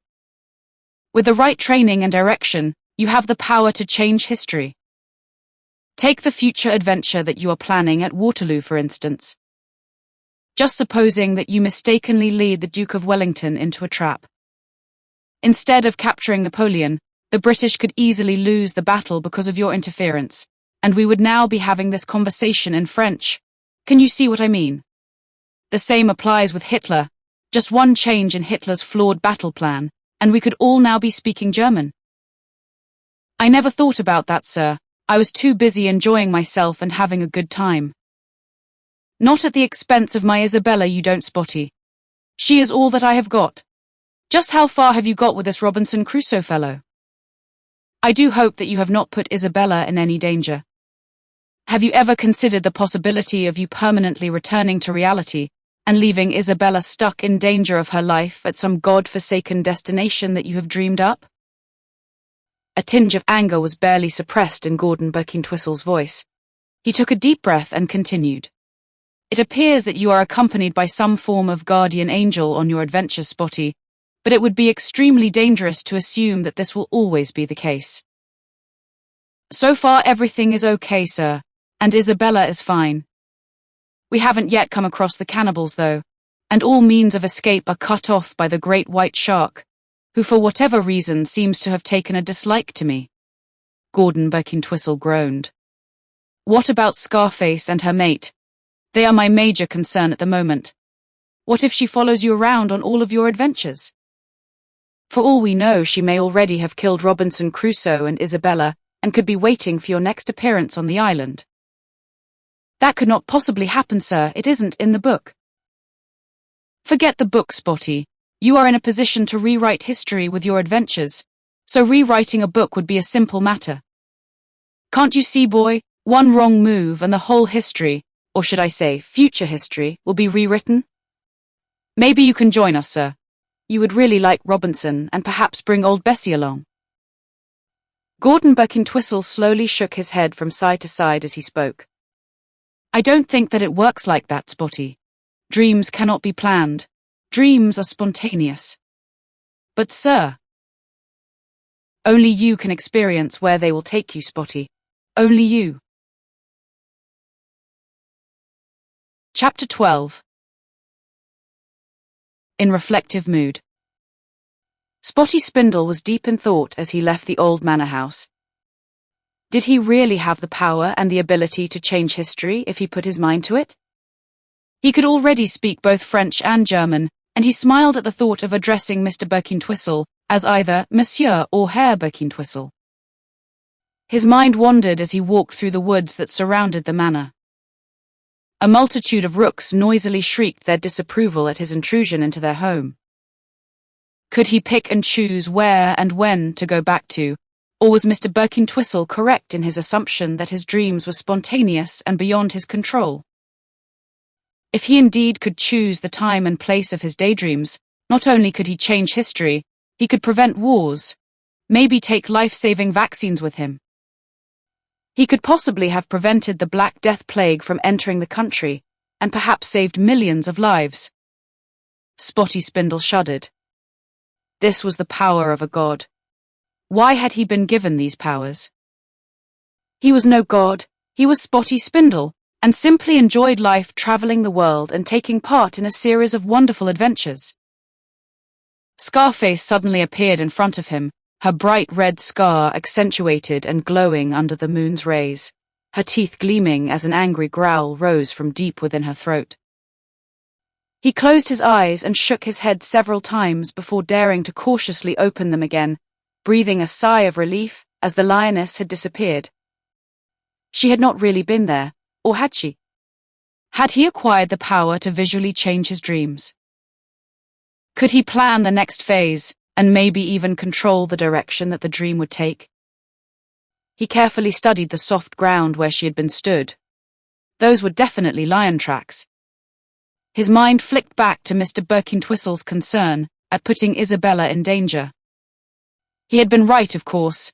Isabella could now be in serious danger trapped on Robinson Crusoe's island. Isabella loved to swim, and the great white shark was patrolling the island. Why hadn't he warned her? He had to return quickly and save her. After all, she was only a girl, and she would not stand a chance against such a ferocious creature. Spotty's mother was trying on one of her old dresses as he entered the living room. Susanna Spindle's face turned bright red as she was suddenly overcome by a feeling of guilt. It seemed like light years ago when, as a blissfully happy housewife, she had last bought any new clothes for herself. Why would she need new clothes? She rarely left the house, yet since the meal at the old manor with Gordon, she had suddenly become conscious of long-lost feelings and emotions. Where had they been for all these years? Maybe, just maybe, a new chapter in her life was about to begin. How did it go with Mr. Birkintwistle Nigel? I do hope you told him about your ridiculous daydreams. There are times when I wonder if you are really with us or off to some distant imaginary location. It went very well, Mother. He seems to be overly excited at the prospect of sailing the Caribbean on the cruise ship and scoffed when I warned him about the Bermuda Triangle. He is of the same opinion that you are, Mother, and dismissed my concerns as absolute tosh. Rightly so, Nigel. You will be telling me that you believe in the Loch Ness Monster next. Spotty Spindle turned quiet, an enlightened grin creasing his freckled face. The Loch Ness Monster was no myth, and it was by little more than good fortune that he had escaped with his life during their last encounter. He resolved to return to Inverness and the deep mysterious Scottish loch, where he would check on his newfound friend, Old Angus, the fisherman who had helped to save him from the gaping jaws of the prehistoric beast. It had been yet another daydream, and, as was usual, happened during one of Mrs. Malchite's interminably boring classes, as she had droned on and on and on. Old Angus slowly rowed the flimsy boat out into the loch, as Spotty held the camera ready for action. He would become extraordinarily rich indeed if he managed to take one single picture of the monster, a creature that, despite numerous sightings, had always managed to elude all attempts of capturing it on film. We are now at the deepest part of the loch and directly above her cave, Old Angus had said, as he shipped the oars and took yet another gulp of some finest Scottish Highland whisky directly from the bottle. She only ever appears when the bottle is empty, he continued. Spotty Spindle smiled. What else did Old Angus see from the bottom of his whisky bottle, he wondered. The small craft rocked. What was that, Angus? Old Angus smiled and drained the bottle. Spotty suddenly felt nervous. He was a good swimmer, but the icy cold waters of Loch Ness presented a formidable challenge to the best of swimmers when so far away from the shoreline. The boat began to rise from the water, slowly at first, then ever faster. It began to tilt, and would soon capsize and slide down into the deeps, into the very bowels of the loch, taking both Spotty and Old Angus with it. A giant prehistoric head appeared from the murky depths, its bright red eyes focused on the boat, its mouth wide open, with rows of giant teeth glistening in the half-light of the Scottish evening. An ominous, threatening rumble erupted from deep inside its body. The camera, Spotty, Old Angus said calmly. I told you that Nessie hates cameras, now throw it away. Spotty hurled the camera as far away from the boat as possible, and watched as it sank below the murky depths. Immediately, the boat began to slowly drop towards the surface of the loch, until it was once again floating normally. A dark shadow moved away from the craft as Nessie returned to her home, back to the cave hidden hundreds of feet below the cold, foreboding waters of Loch Ness. Spotty Spindle now knew why no one had ever managed to photograph the monster. Few people really believed in its existence, and just one single authentic photograph would bring people from all over the world, not just hoping to catch a glimpse of the beast, but to hunt her down and capture her. She was a relic from the age of dinosaurs and had survived for millions of years. Just as he had predicted, Old Angus had finished the last drop of whiskey in the bottle. He calmly took hold of the oars and slowly headed for the shore, smiling with satisfaction at once again meeting Nessie, his old friend. Spotty's immediate concern returned to Isabella. She had not been present at the old manor and was visiting an aunt. What if she had returned to Robinson Crusoe Island without him, and was now in double danger from both Scarface and the Great White? The double trouble could easily be turned into triple trouble if the cannibals were to catch wind of a deliciously tasty young white girl in the vicinity. Young white girls were both tasty and tender and were highly prized at ceremonial feasts. Why hadn't he been able to talk Mother out of going on the Caribbean cruise? Perhaps Mr. Birkintwistle had been right. Perhaps he would never be able to control his dreams. Dreams were spontaneous, and he simply had to go along with wherever they decided to take him. His mother left the room to answer the phone, and returned a couple of minutes later, her face ashen with both shock and concern. "It's Isabella, Nigel. Mr. Birkintwistle has just told me that she never arrived at her aunt's house and hasn't been seen for hours. He is frantic with worry." Chapter 13. Sherlock Holmes. Spotty Spindle was deep in thought as he sat silently in class. In many ways he felt a sense of responsibility for whatever it was that had happened to Isabella. He wondered if his daydreams had now become so powerful that Isabella was able to experience them without his being present. "Have you heard any more about Isabella, Spotty?" "No, Mrs. Malchite. She hasn't been seen since getting off the bus close to her aunt's cottage in Stockport. One eyewitness claims to have seen a girl fitting Isabella's description banging on the window from the inside of a black van. But other than that, the police have no idea what has happened to her." "Make sure that I am kept up to date the minute that you hear anything, Spotty." "Yes, Mrs. Malchite." "Okay, class, for today's literature lesson, we will be reviewing the work of Sir Arthur Conan Doyle. Who was his most famous creation? Can anyone tell me?" The class remained silent. "Tell them, Spotty." "Sherlock Holmes, Mrs. Malchite." "Tell the class about him, please, Spotty." Spotty Spindle accessed his total recall memory bank. He smiled as he spoke, visions of his last adventure with the great detective still fresh in his mind. Sherlock Holmes was a fictional detective who lived at 221B Baker Street in London, and first appeared in 1887. There were 4 novels and 56 short stories written about him, resulting in him being the most portrayed movie character in history. Most of the narrative was conveyed through his assistant, Dr. Watson, and "That will be fine for now, Spotty." As always, Mrs. Malchite was impressed, if not amazed, at Spotty's remarkable brain and memory, and as always, she had to call a halt before too many details for the class to comprehend and digest were put on display. Spotty wanted to inform the class about the great detective's opium habit, which he himself had seen at first hand, and the amazing attention to detail and observation that had led to him solving so many of his cases. "Elementary, my dear Watson," he vaguely heard Mrs. Malchite say, quoting Sherlock Holmes' most famous line. His mind scanned everything that Sir Arthur Conan Doyle had ever written, having read all of his work before his 7th birthday, and nowhere had the line ever been written.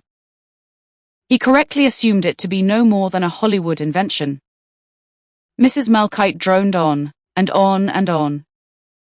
He began to feel drowsy, and his mind began to wander. "Come in, Spotty, my dear chap. It's so good to see you again."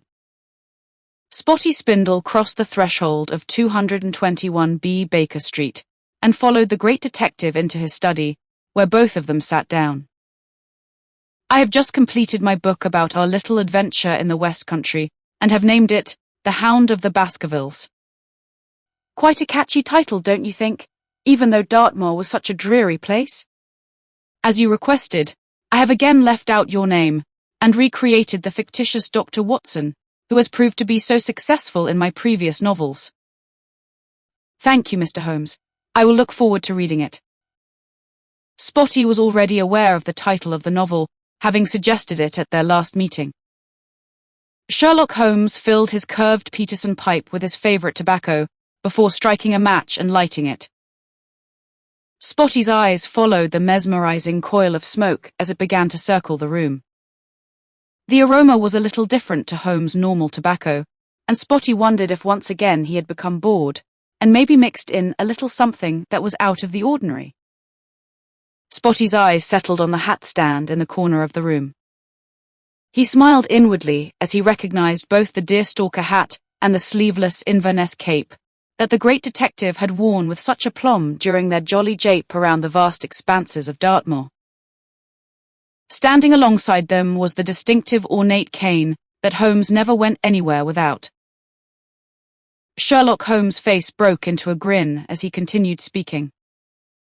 I have of course taken the liberty of employing a little journalistic license, so that the adventure has been somewhat spiced up a little in order to capture the reader's imagination. Such a dreary, dreary place, Dartmoor. I did not want my fans and readers to fall asleep. Now tell me, Spotty, what is wrong in your life that is worrying you so much? How do you know that I am worried, sir? Elementary, my dear Spotty. Your hands have been in constant motion ever since your arrival. Your cheerful disposition has vanished, and your eyes have lost their luster. They are usually so vibrant and positively alive, forever alert to any new adventure that may come your way. Now, however, they convey little more than a void of despair. It's Isabella, sir. She has disappeared, and no one has any idea where or why. Perhaps you should start at the beginning, Spotty. I am pretty well up to speed with your life and your extraordinary powers, so please fill me in with every detail about young Isabella. I can already see that she is someone who is awfully close to you, but not yet in an emotional capacity. How do you deduce that, sir? Elementary, my dear Spotty.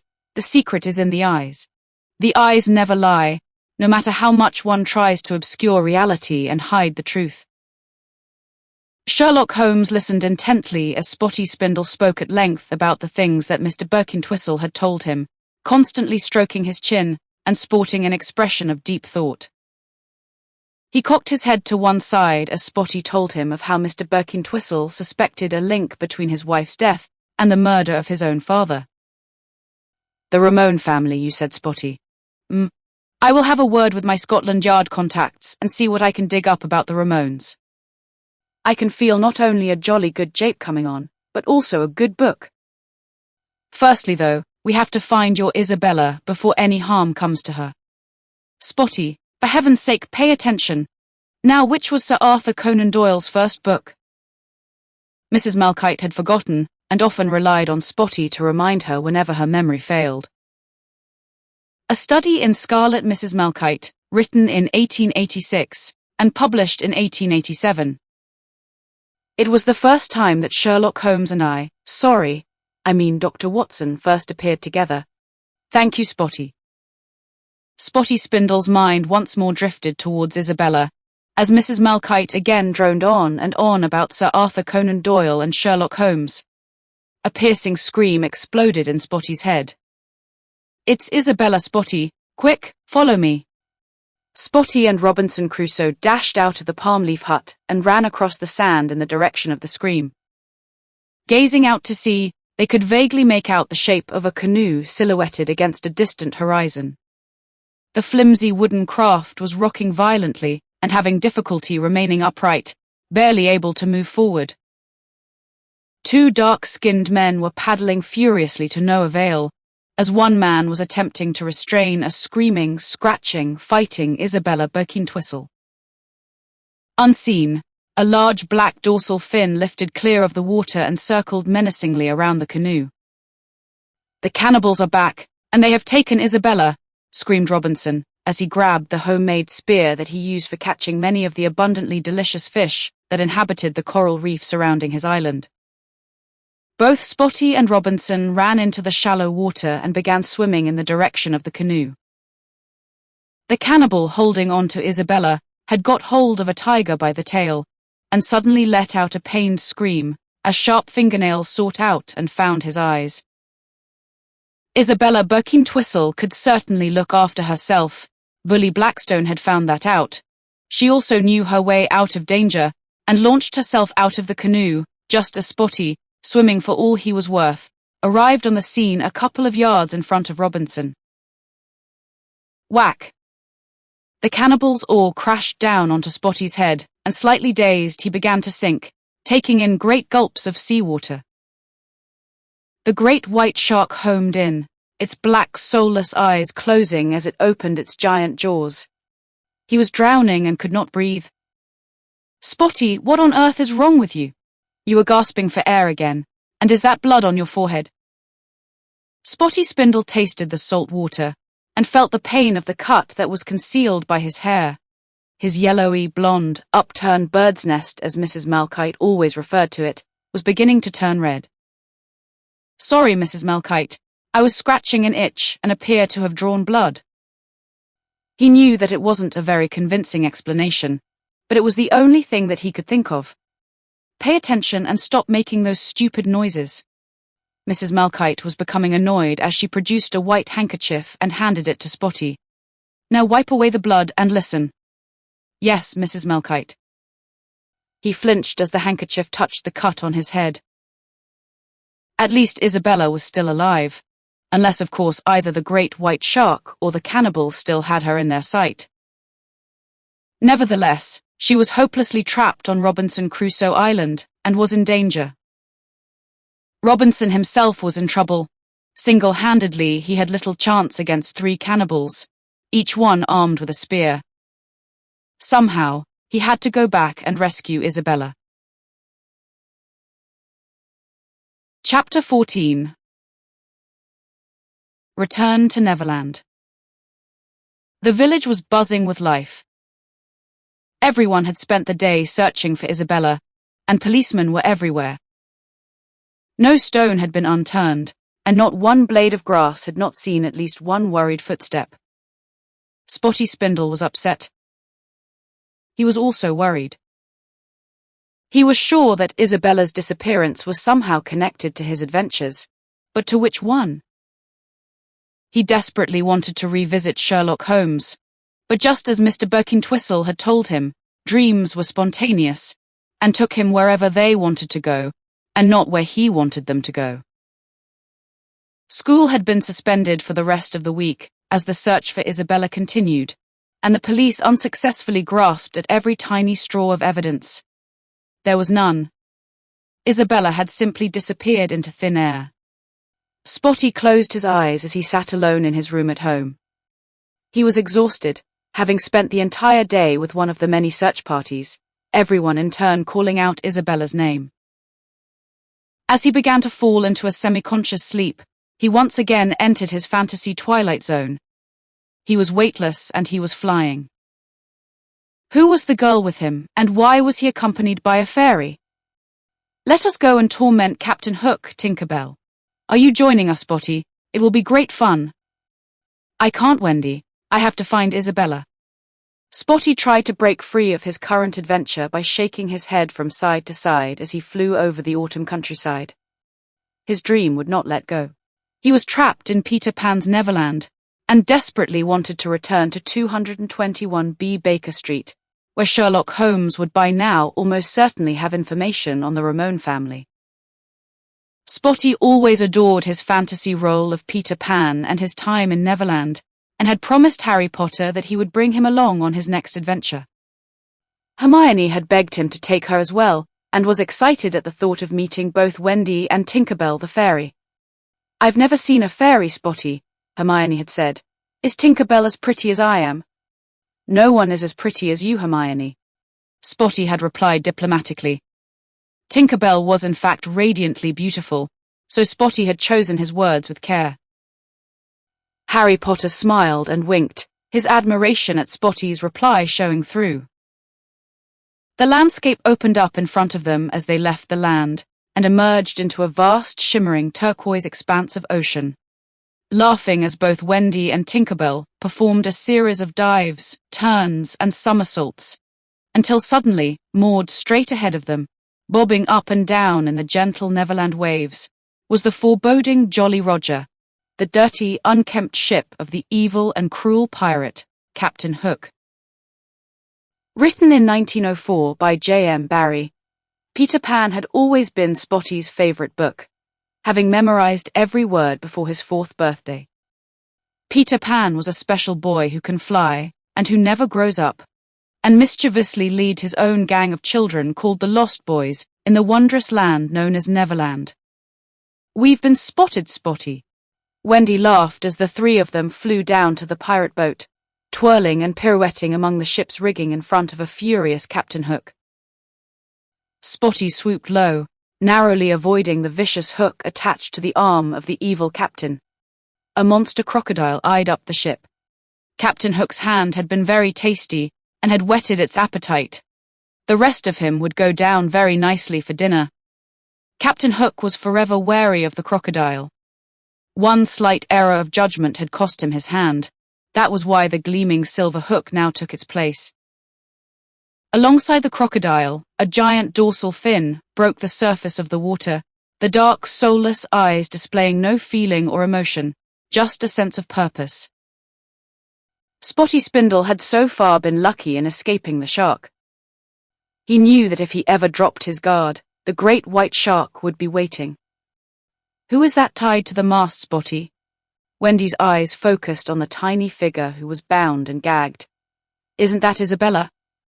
Spotty swooped down to take a closer look. Captain Hook ripped off the gag with the point of his hook, untied Isabella from the mast, and with the point of his sword, lead her to the plank. He's making her walk the plank, Spotty. Wendy was almost screaming as her mouth opened wide in horror. She will drown. Her hands are still tied. In the water below, two sets of eyes were watching. Both the shark and the crocodile were determined to be the first to what would be a delicious meal. Do something, Spotty, do something, Wendy screamed. Nigel, wake up! Dinner is ready. Susanna Spindle stood at the bottom of the stairs. Spotty Spindle opened his eyes and found himself flying high across his bedroom, inches away from the ceiling. He let out a surprised gasp and fell to earth with a bang. The force of his landing on the bedroom floor quite took his breath away. What was that bang, Nigel? Susanna Spindle sounded concerned. I just flew back in from Neverland, Mother, he shouted down the stairs. Nothing to worry about. Really, Nigel, one of these days that imagination of yours is sure to get you into no end of trouble. Chapter 15. Scarface makes her move. Spotty washed his hands and walked downstairs for dinner, his whole body still hurting from the force of the fall. He had been to Neverland many times before, but had never returned with such force. Every landing had usually been conducted gracefully. Mr. Birkintwistle is coming round this evening, Nigel. He is in a terrible state at the moment and needs all the support that we can give him. He told me that he would like to have a quiet word with you, so smarten yourself up, and for heaven's sake do something with your hair. I have never seen such a mess. Don't you ever comb it? Not any more, Mother. It looks exactly the same whether I comb it or not. Mrs. Malchite is right, Nigel. It does resemble an upside-down bird's nest. Spotty gulped his dinner down. He had to get back to his room as quickly as possible and speak to Sherlock Holmes. If anyone could find Isabella, it would be Mr. Holmes. He lay on his bed and visualized the front door of 221B Baker Street. Gradually, his eyes began to close, but the Baker Street door remained stubbornly closed. He felt his room begin to shake as he returned to the Serengeti. Wake up, Spotty. It's a stampede. Mr. Birkintwistle's voice boomed through the open flap of the tent. Spotty opened his eyes and became suddenly conscious of a distant thunder. The ground began to shake, and the oil-filled lantern attached by a small hook to the roof of the tent began to sway dangerously. Put out the flame, Spotty, or the entire camp will be set on fire. Done, Mr. Birkintwistle. What now? The thunder came closer and ever louder, as several thousand wildebeest and zebra charged headlong in blind panic towards the camp, hotly pursued by Scarface and the rest of the pride, who were roaring at full volume. Quick, Spotty, head for those rocks to your right. I will grab Isabella and join you. The rest of the camp were now running for all they were worth towards the rocky outcrop. What about the leopard that lives there, sir? She will be every bit as afraid as we are, Spotty. Nothing can survive several thousand flying hooves, so her only concern will be for her cubs, especially with the lion pride around. Lions kill every leopard cub that they come across. What is going on, Daddy? Is it another stampede? Yes, Isabella, and a big one. So run with me and Spotty over to the rocky outcrop before they arrive, or we will be trampled to death. The three of them, accompanied by old Bessie, Mr. Birkintwistle's favourite hunting rifle, ran for the cover of the rocks and boulders, reaching safety with seconds to spare. The ground shook with the force of an earthquake, the noise was deafening, and everything disappeared in a cloud of dust, as the main Serengeti herd of wildebeest and zebras charged headlong through the camp in blind panic, trampling everything in their path. Both of the Land Rover vehicles containing all the party's food, water, and supplies were crashed into, smashed, and reduced to little more than useless heaps of metal pieces. After several minutes, the thunderous sound of thousands of hooves disappeared into the distance as the stampede moved on, with just a few stragglers bringing up the rear. The roaring of the lions descended into an eerie silence. "Is everyone okay?" Mr. Birkintwistle shouted. Spotty Spindle did not answer. His face was no more than a couple of feet away from the mother leopard's face. He could smell her breath. It most certainly was not pleasant, as her long bacteria-filled fangs and molars still contained morsels of her morning's meal. The young warthog had barely been a snack for her, as her milk was sustenance for two fast-growing, ever-hungry cubs. Their eyes became mesmerizingly transfixed on each other, not blinking and showing no emotion. Spotty sensed that she meant him no harm, her only concern being the safety of her babies. Both the leopard and Spotty broke off eye contact as an ear-piercing scream broke the standoff. Mr. Birkintwistle cocked old Bessie, his trusty rifle, and peered through the still swirling cloud of dust. The Maasai warrior guide had gone. He had chosen a different rocky outcrop on which to escape the stampede. Scarface would not be denied her meal for a second time. The three of them were now in trouble. They were trapped at least 10 miles from their main base camp without food or water, with a vengeful pride of lions, led by the vindictive Scarface, fully intent on eating them, beginning with Spotty Spindle. Scarface bore a grudge. Her hatred caused by the death of her mate consumed her. Spotty Spindle and the Maasai warrior guide had been responsible for his death, and no matter how long it took, he would be avenged. The Maasai warrior had tasted good, if perhaps a little tough and stringy. Spotty Spindle would taste much better. She would not share him with the rest of the pride. Instead, she would savor every last morsel, leaving only the horrible, yellowy/blonde mess on the top of his head. The young white girl with them also looked quite delicious and would make a tasty snack before the pride tucked into the main course. Gordon Birkintwistle caressed old Bessie. He had only one bullet left, the rest of them having been buried somewhere in the shattered remains of the camp and the Land Rovers.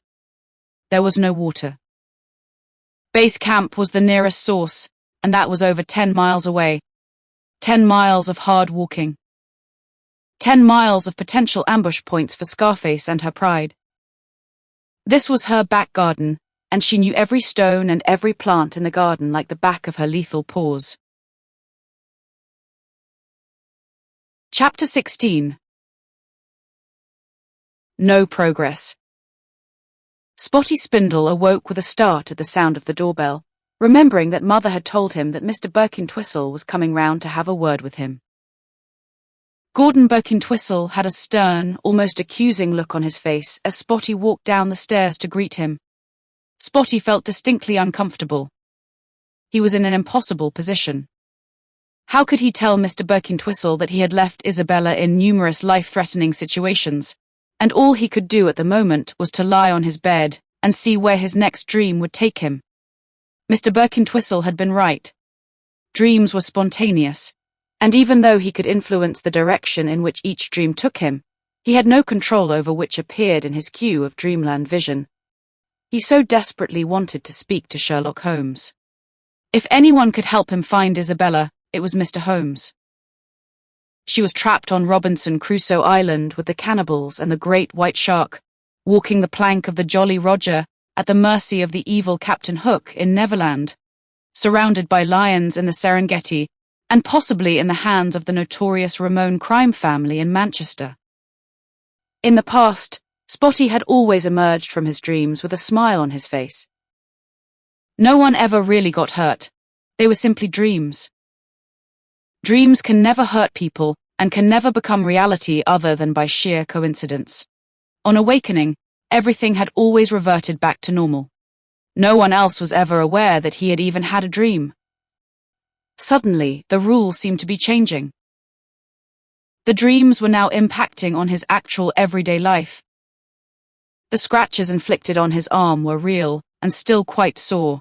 The claw marks on the classroom door were there for all to see. He still had a painful lump on his head where the cannibal had lashed out with his oar. He had been denied his ambition of becoming the English schoolboy cross-country champion by the intervention of Scarface and her mate.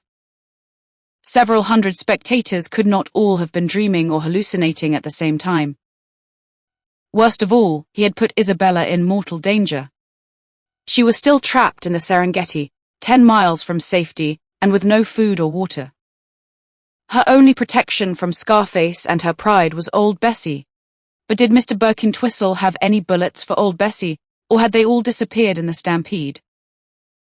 The death of the Maasai warrior had been no dream. He could still hear his screams, as Scarface and her pride had dragged him off into the undergrowth.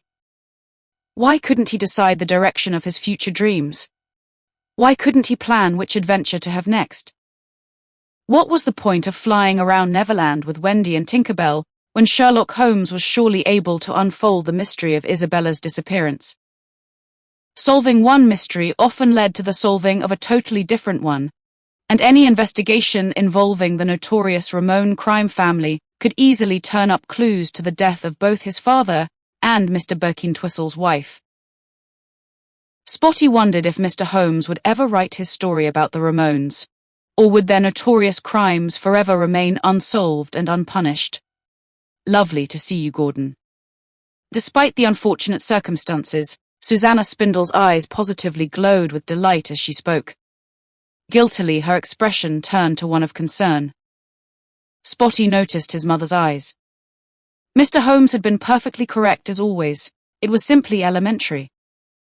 The eyes always betrayed any attempt to disguise true emotion, no matter how hard and sincere the attempt. She shuffled her feet self-consciously as she continued. Please tell me that you have some good news, Gordon. Gordon Birkintwistle shook his head slowly, and barely holding back the tears, spoke in a quiet, quavering voice. Nothing at all, Susanna. So far, the only thing that the police have to go on is a supposed sighting of a girl answering Isabella's description, being driven away in an old black van. Didn't you say that it was a black van that killed your wife, Mr. Birkintwistle? Well, yes, I did, Nigel, but that was 9 years ago. Surely there can't possibly be any connection between the two after so many years have passed. Mr. Holmes thinks that there could definitely be a connection, sir, especially when I mentioned the threatening phone calls that you have been receiving.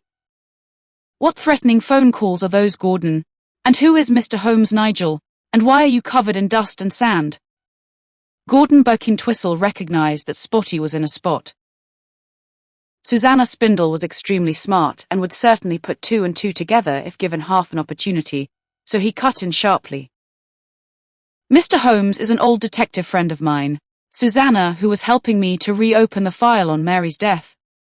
It appears that someone out there got wind of it and didn't want the case reopened, hence the threatening phone calls. Susanna Spindle looked accusingly and disapprovingly, firstly at her son, and then at Gordon Birkintwistle as she spoke. I do hope that neither of you are even thinking of investigating the Ramones. They are evil and will stop at nothing to protect every family member. Simon was approached by Joey, the shifty-eyed little brother of the clan leader, a few days before he was killed. He never told me what he was after. He simply knocked him out before resuming his training. After Simon's death, the detective in charge told me to drop everything and to simply get on with my life. That's a strange coincidence, Susanna. Those were the very words that Detective Sergeant Jimmy Mancini said to me when I tried to find the identity of Mary's killers. Jimmy Mancini, you said, Gordon? Yes, Why Susanna? It's a small world, isn't it? He was involved in the investigation into Simon's death. Spotty was bursting with excitement. He simply had to speak to Sherlock Holmes. A new player had suddenly entered the scene, and Jimmy Mancini was a very shifty name indeed for a detective. Wasn't it the Mancini crime family that controlled the Manchester gambling syndicates along with the Ramones? Nigel Spindle delved into the vault of his infallible memory bank. The recent history of the Mancinis was very interesting indeed, especially the branch of the family that seemed to be overly represented by both law enforcement officers and court officials. The Mancini family were not only above the law. In Manchester, they were the law. Chapter 17. An unusual guest. Now, Spotty, what is going on? Has Isabella's disappearance anything to do with your dreams? I did warn you about the dangers. Perhaps you can now see why your American equivalent is kept in complete isolation.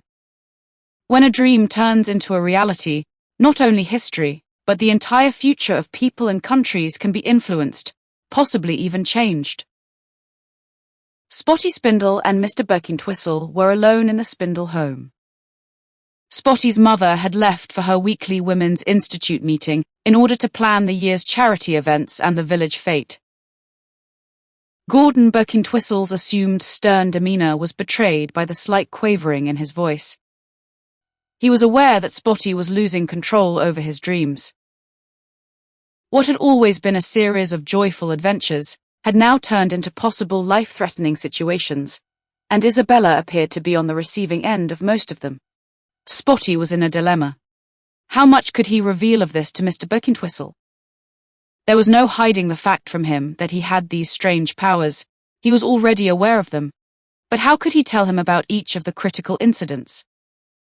Every adventure had left Isabella exposed to danger, and he had no idea if, having left an adventure, time would stand still.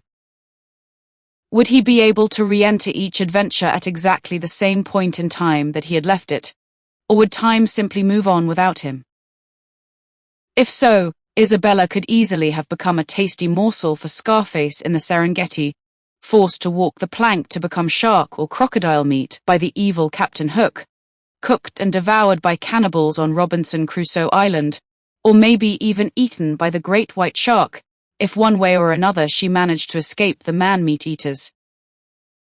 There was also the possibility that here, back in the real world, back in reality and far away from dreamland, Scarface and her mate had met up with Isabella on the way to her aunt's house in Stockport.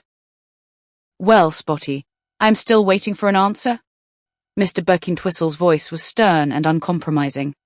Have you and your dreams left Isabella in any danger? Spotty was visibly uncomfortable, and felt a sense of intense relief when suddenly the doorbell rang. Just a moment, sir, I will see who it is.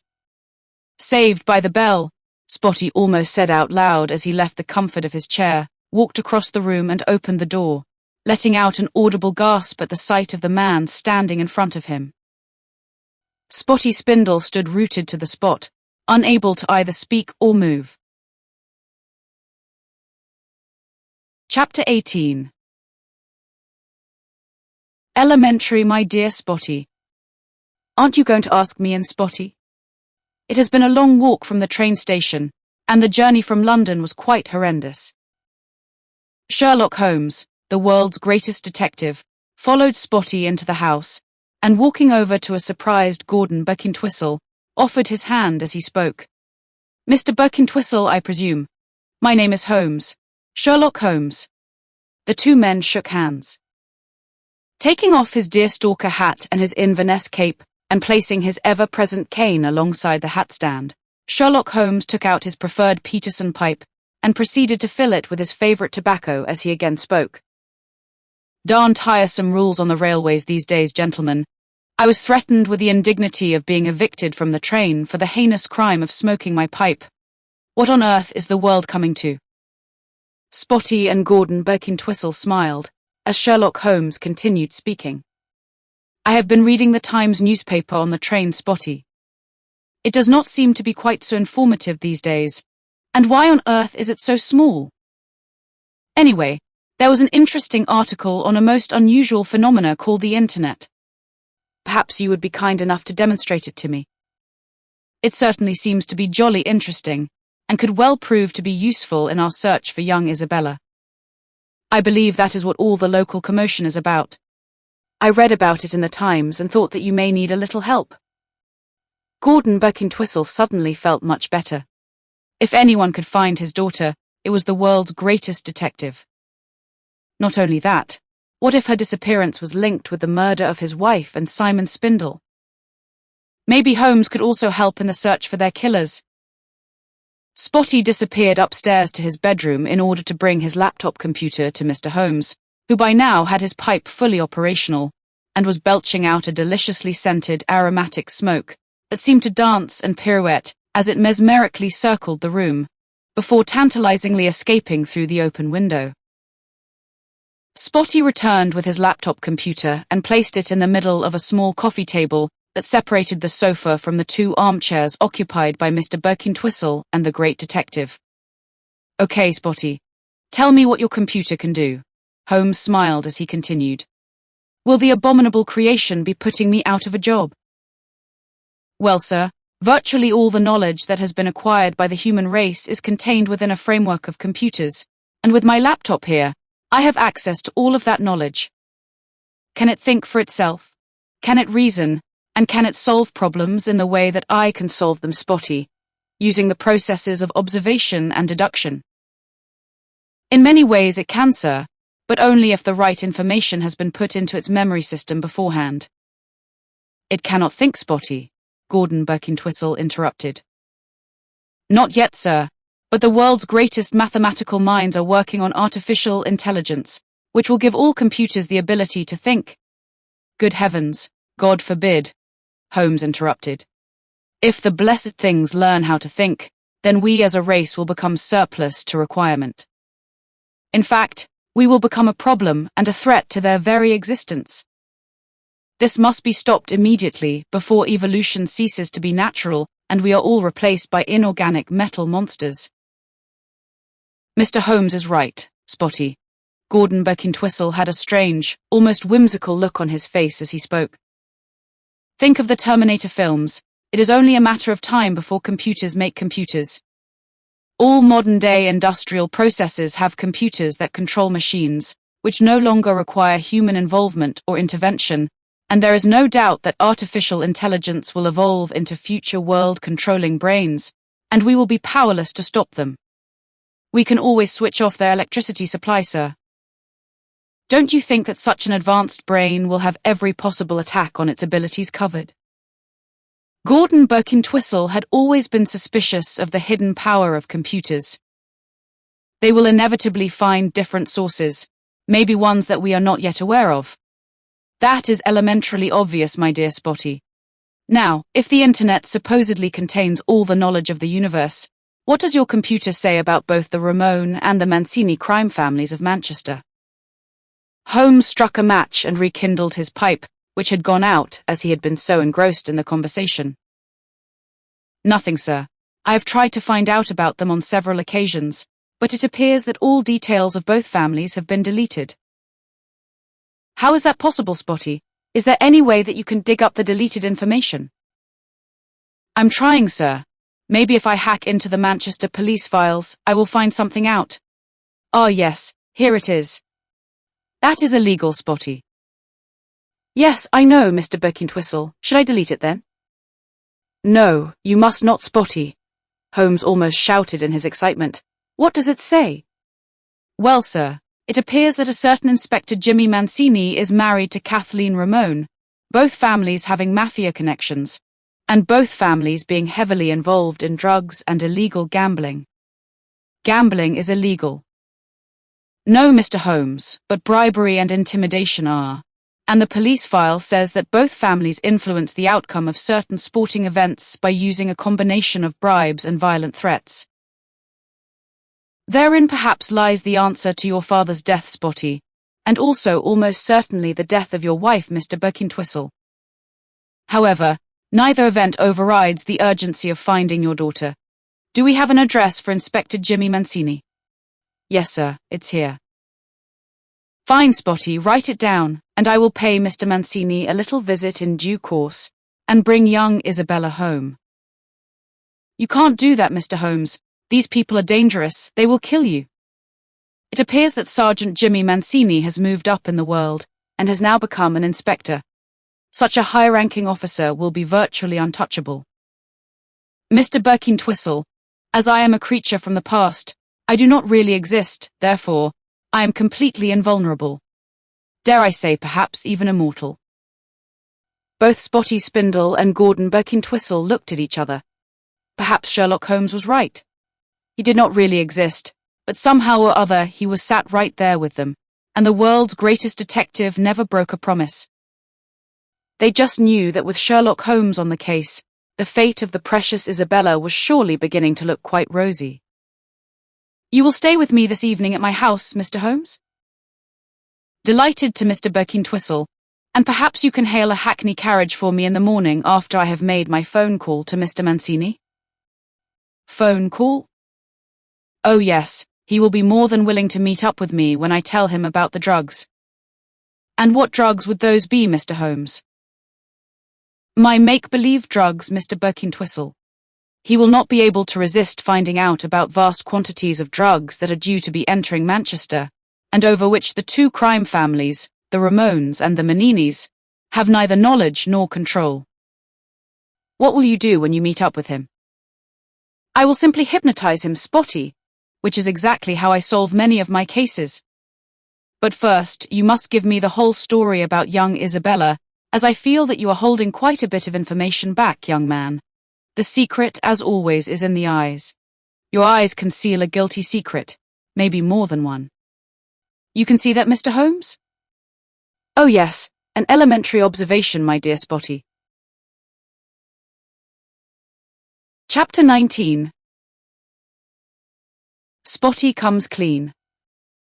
Gordon Birkin-Twistle's eyes briefly flashed with anger as he spoke. What exactly have you been concealing from me, Spotty? I demand to know if my daughter is in danger, and you are going to tell me right now. Spotty Spindle felt extremely uncomfortable. He had never seen Mr. Birkin-Twistle angry before. He had left Isabella in several dangerous situations, but none of them had really been his fault. They were simply daydreaming. Daydreams like everybody has. It wasn't his fault that the dreams were turning into reality. I think that you had better start at the beginning, Spotty, and tell Mr. Birkin-Twistle and I exactly what you have been up to. Then we can perhaps devise a plan of action. Okay, Mr. Holmes, but it is extremely complicated. Holmes smiled. Complicated is both my middle name and my speciality, Spotty, so please proceed. Spotty then told Sherlock Holmes, the world's greatest detective, the most fantastic story ever told. He told of the cruise ship that had become wrecked in a storm in the Bermuda Triangle, and of how the great white shark had savagely attacked and destroyed their lifeboat. He told of Robinson Crusoe Island and the same great white shark, and of how Robinson had rescued him. He told of the cannibals, and of how he had left Isabella in the water with both the cannibals and the shark closing in. Gordon Birkin-Twistle groaned as he spoke. That's where you got that nasty bump on your head, Spotty? Spotty Spindle nodded. Robinson and I swam out to the canoe in order to rescue Isabella, and one of the cannibals whacked me over the head with his oar. Continue, please, Spotty. Sherlock Holmes refilled his pipe as he spoke. He told of his adventure in the African Serengeti, and of how both he and his guide had been attacked by Scarface and her mate, and of how Mr. Birkin-Twistle had saved them both by shooting the big male lion with old Bessie. That's where you got the scratch on your arm then, Spotty? Yes, Mr. Birkin-Twistle. It's also where I left both you and Isabella trapped by the lions without either water or bullets for old Bessie. My God, Spotty, that's why Scarface came to my house in search of her mate. It's you that she wants, not my Isabella, yet you have left her trapped in Africa and in mortal danger. I didn't mean to, sir. I have no control over where I go or when I return. Tears filled Spotty Spindle's eyes. I never wanted to take Isabella with me on my adventures, sir. She just turned up wherever I went." He then told of his trip to Neverland and of how he had left Isabella walking the plank, with the evil Captain Hook prodding her with his sword. "Thankfully, Isabella can swim like a fish," Gordon Birkintwistle interrupted. "She has her hands tied behind her back, sir, and both the crocodile and the great white shark are circling the boat." "Surely that's it now, Spotty." "Not really, Mr. Holmes. There is still the little problem of Scarface the lion and her mate seeking me out over here in England." "A daydream, Spotty?" "Not a daydream, Mr. Holmes." Gordon Birkintwistle spoke firmly and shook his head. "I saw the pair of them for myself at the cross-country championships, as did several hundred other people. Scarface even attacked the school. Without doubt her target is Spotty, and until she is dead, both over here and in Africa, she will never give up searching for him." "Is that it now, Spotty? Are you sure that there are no further life-threatening situations that you have left Isabella to cope with?" Holmes struck a match and lit his pipe. "Certain, sir, that's the lot." "Good. I would think that we have quite enough to be going on with at the moment, so let us figure out together how we are to approach these little problems. Once solved, I feel that quite a thrilling novel will evolve and make me quite a considerable amount of money. As on all previous occasions, my Dr. Watson will be considerably younger than is portrayed in my books. Don't you think so, Spotty?" Gordon Birkintwistle's eyes opened wide as he spoke. "You mean that Spotty is Dr. Watson, Mr. Holmes?" "Of course he is. He has been my loyal companion since his 10th birthday, Mr. Birkintwistle. The boy is an absolute genius, and his daydream adventures have been the source of many of my more inspirational works." Chapter 20. Down to business. Sherlock Holmes, the world's greatest detective, was deep in thought as he once again applied a lighted match to his trademark curved pipe. Spotty and Gordon Birkintwistle looked on in silence as the blue tobacco smoke danced and drifted around the room on its way to the open window. "You forgot to tell us about your role as the Pied Piper of Hamelin, Spotty." Holmes took a deep draw of his pipe as he spoke.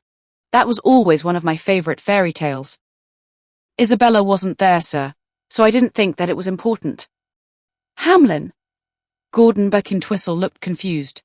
"Wasn't that the German village where the Pied Piper took away all the children and they were never seen again?" "Yes, sir, I was the Pied Piper." Spotty sported a guilty expression on his face as he spoke.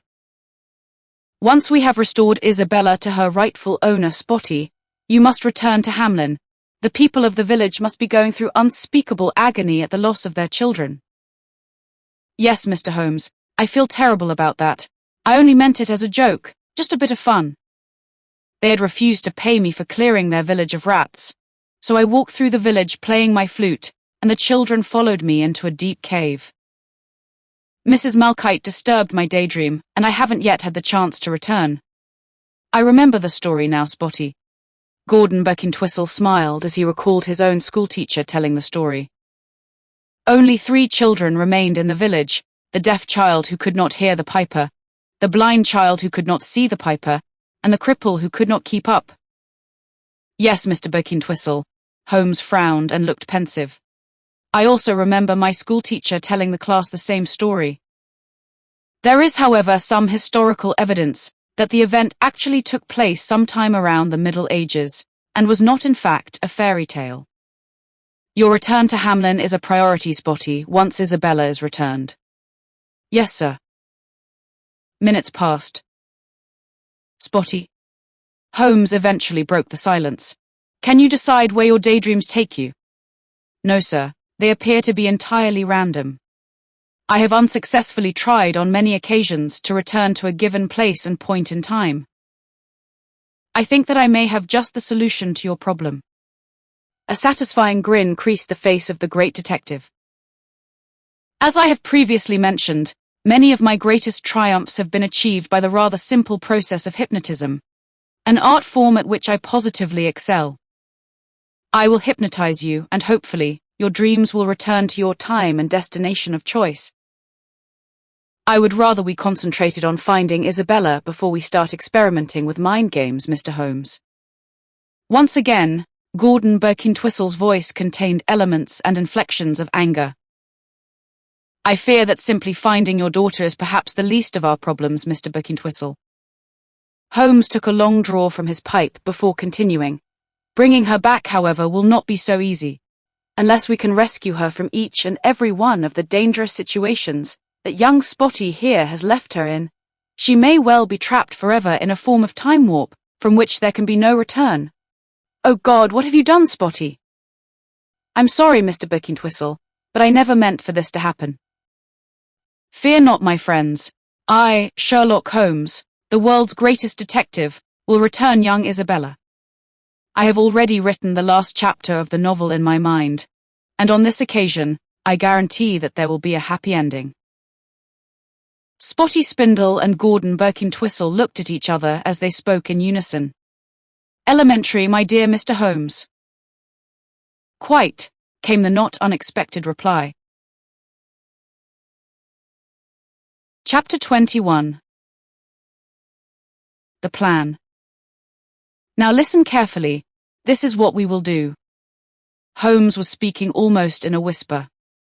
I will hypnotize you, Spotty, and attempt to send you back to each location with a rescue plan, and whatever you need to resolve the situation. I suggest that we begin with your Peter Pan escapade. You left the scene at the moment where Isabella was walking the plank at the point of a sword, is that correct? Yes, sir, and the crocodile and the great white shark were below the plank waiting to attack and eat her. Then we obviously have to prevent her from reaching the water, which gives us little more than a couple of seconds from the moment that she leaves the plank to her impact with the water. I could swoop down and grab her, sir, Spotty said hopefully. Too risky. Gordon Birkintwistle interjected. You will need some form of a net and a little help. Mother has a net in the garden, sir. She covers the strawberries and gooseberries with it to stop the birds from eating all the fruit. Go to it then, Spotty. Make sharp, Gordon Birkintwistle said excitedly. Spotty left the room, went into the back garden, and returned almost within seconds with the net. Good, said Holmes. Now you know what to do, Spotty. Wendy, Tinkerbell, and you must take a hold of each side of the net, swoop down as close to the water as possible, and scoop up Isabella just before she makes contact with the water. Your timing will be critical, so let us get on with it. Sherlock Holmes took out his gold pocket watch, which was attached to a gold chain, and began to swing it from side to side as he spoke. Now look carefully at the watch, Spotty, and hold on tight to the net. Perhaps it would be a good idea for you to turn away, Mr. Birkintwistle, or you may well end up in Neverland with Spotty. Gordon Birkintwistle turned his head to one side and closed his eyes. You are getting sleepy, Spotty. Sleepy, sleepy, your eyes are becoming heavy, and when I click my fingers you will fall asleep. Spotty kept his eyes on the watch. He was becoming tired. Holmes clicked his fingers. Click. Do something, Spotty. Isabella is almost at the end of the plank, and both the crocodile and the shark are directly below. Wendy screamed at the top of her voice. Quick, grab the end of the net, Wendy, Spotty shouted. We have to fly down and catch her before she hits the water. On board the pirate ship, the Jolly Roger, the evil Captain Hook spotted both Spotty and Wendy as they swooped down, and with one vicious prod of his sword, sent Isabella off the end of the plank and hurtling towards the water. Wendy and Spotty swooped down holding the net, and a fraction of a second before they could engulf Isabella in the net, the evil captain slashed it in two with a single swipe of his gleaming sword. Spotty. Isabella screamed as she hit the water just in front of the crocodile and the great white shark, both of whom homed in for the kill, each one of them eager to tuck into the tasty meal. Click. Sherlock Holmes clicked his fingers and Spotty opened his eyes. Well, did the plan work? Did you save her? No, sir. You have got to send me back before the shark and the crocodile eat her. Spotty, what went wrong? Gordon Birkintwistle's voice shook with concern. Why didn't you save my precious Isabella? Please tell me that she isn't in the water with both of her hands tied. Spotty Spindle went quiet. He was sure that by now Isabella would have drowned or have been eaten by either the crocodile or the great white shark, and it was all his fault. As soon as Spotty had told his story of how the evil Captain Hook had thwarted their rescue effort, Holmes excitedly spoke. "You must return immediately and try to hook her from the water, Spotty. It's going to be dangerous, but there is nothing else for it. Take my cane, try to slide it between her tied wrists, and lift her from the water as quickly as possible. Now look closely at my watch." Holmes once again swung the watch from side to side and repeated the same words as before as he clicked his fingers. Click. "Help me, Spotty. Please help me." Spotty heard Isabella's screams as he once again swooped down, barely skimming the ocean waves. The great white shark and the crocodile closed in on their meal. There was no way that he would be able to reach Isabella in time. The great white opened his jaws wide. He had been thwarted in his attempt to eat the boy on Robinson Crusoe Island. He would bide his time. In the meantime, the girl would provide a tasty meal. His dark, soulless eyes closed as his lethal array of killer teeth came together, the screaming body of Isabella Birkin-Twistle between them. The crocodile suddenly attacked with one flick of his giant tail, his jaws now wide open, displaying a murderous array of dark-stained pointed teeth, and knocking the shark off balance, clamped his jaws closed around its body. This was his territory and his meal, not the shark's. The shark released his grip on Isabella and swam round in a tight circle. He attacked. It was now his turn to clamp his lethal jaws around the crocodile's body. The water turned blood red as Spotty seized his chance, and swooping down, he thrust Sherlock Holmes' cane between Isabella's wrists and lifted her clear of the shark versus crocodile battle going on around her. Captain Hook screamed in frustration, slashing his sword in anger as Wendy flew down to help Spotty with his rather soggy, yet lucky to be alive cargo. Click. Sherlock Holmes clicked his fingers. Spotty opened his eyes. "Well," Holmes said rather abruptly. "She is safe, sir," Spotty replied, as he handed back the cane. Gordon Birkin-Twistle heaved a giant sigh of relief. "There was something strange about the great white shark, Mr. Holmes," Spotty said. "He had a large kitchen knife sticking out of his mouth. I'm sure that it wasn't there on Robinson Crusoe Island, sir." Holmes closed his eyes as he thought for a few seconds. "Maybe you put it there, Spotty. Maybe we have got the rescue attempts a little out of order. Go into the kitchen and bring the biggest carving knife that you can find. I have an idea." "What are you doing with that knife, Nigel? I've told you many times not to go near either knives or guns. You know how they upset me." Susanna Spindle spoke as she walked into the room unannounced. Gordon Birkin-Twistle rose to his feet alongside Holmes before speaking. "Susanna, I would like you to meet Mr. Holmes, an old actor friend of mine from London. He is currently playing the part of his namesake Sherlock Holmes, the great detective at the Old Vic Theatre, and will be staying with me at the Manor for the next few days. I asked Nigel if I could borrow a large carving knife in order to cut up the roast tomorrow, as I seem to have mislaid mine. You are of course invited, and I do have a nice bottle of Chablis in the fridge for you." "Well, thank you, Gordon. Sadly, I will be unable to join you, as I have arranged to go into Manchester tomorrow with Eileen from the Women's Institute, and I have some shopping to do for our Caribbean cruise. I'm so excited, Gordon, aren't you, Nigel?" "Oh yes, Mother, I really can't wait to sail into the Bermuda Triangle and be shipwrecked and eaten by a great white shark. I'm sure that it will be so exciting." Did I detect a hint of irony there, Nigel? "No, Mother, of course not. I was joking." "Well, Susanna, Mr. Holmes and I had better be off. See you around midday at the Manor, Nigel, and I think that you had better let me take the knife." "Come along, Sherlock, old chum. You really do look the part, and don't forget your cane." Gordon Birkin-Twistle winked at Spotty as he spoke. Holmes took the cane, which was still quite wet and salty, gathered his deerstalker hat, his Inverness cape, and together with Gordon Birkin-Twistle, headed for the door. As it closed behind them, Susanna Birkin-Twistle paused as she walked towards the kitchen.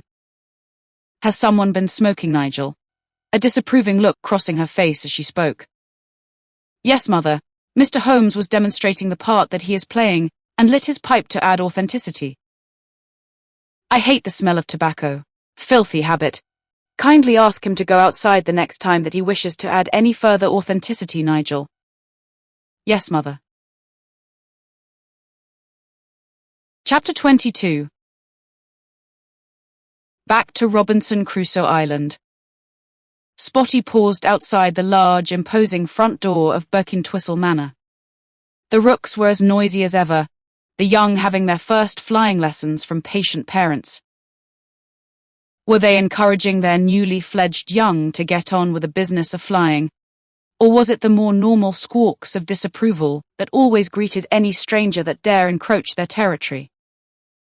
After all, this was their woodland, and their ancestors had lived here since the Duke of Wellington's famous victory over Napoleon Bonaparte at Waterloo. Before he could press the bell, the rusty hinges creaked as the giant oak door swung open, and a smiling Sherlock Holmes greeted him. No chance of burglars around these parts, Spotty, the smiling detective continued. The rooks informed me of your presence the moment that you set foot on the drive. They didn't make any noise when Scarface the lion came to reclaim her mate, sir. Now that is interesting, and I wonder why that was. Anyway, come inside. It's time for you to resume your rather incredible adventures. Spotty walked through the entrance hall into the trophy room and looked up at the bare space where the lion's head had been. Sherlock Holmes' eyes followed Spotty's eyes as he spoke. Once we have returned Isabella to her rightful home, young man, I fear that our most dangerous task will be refilling that empty space.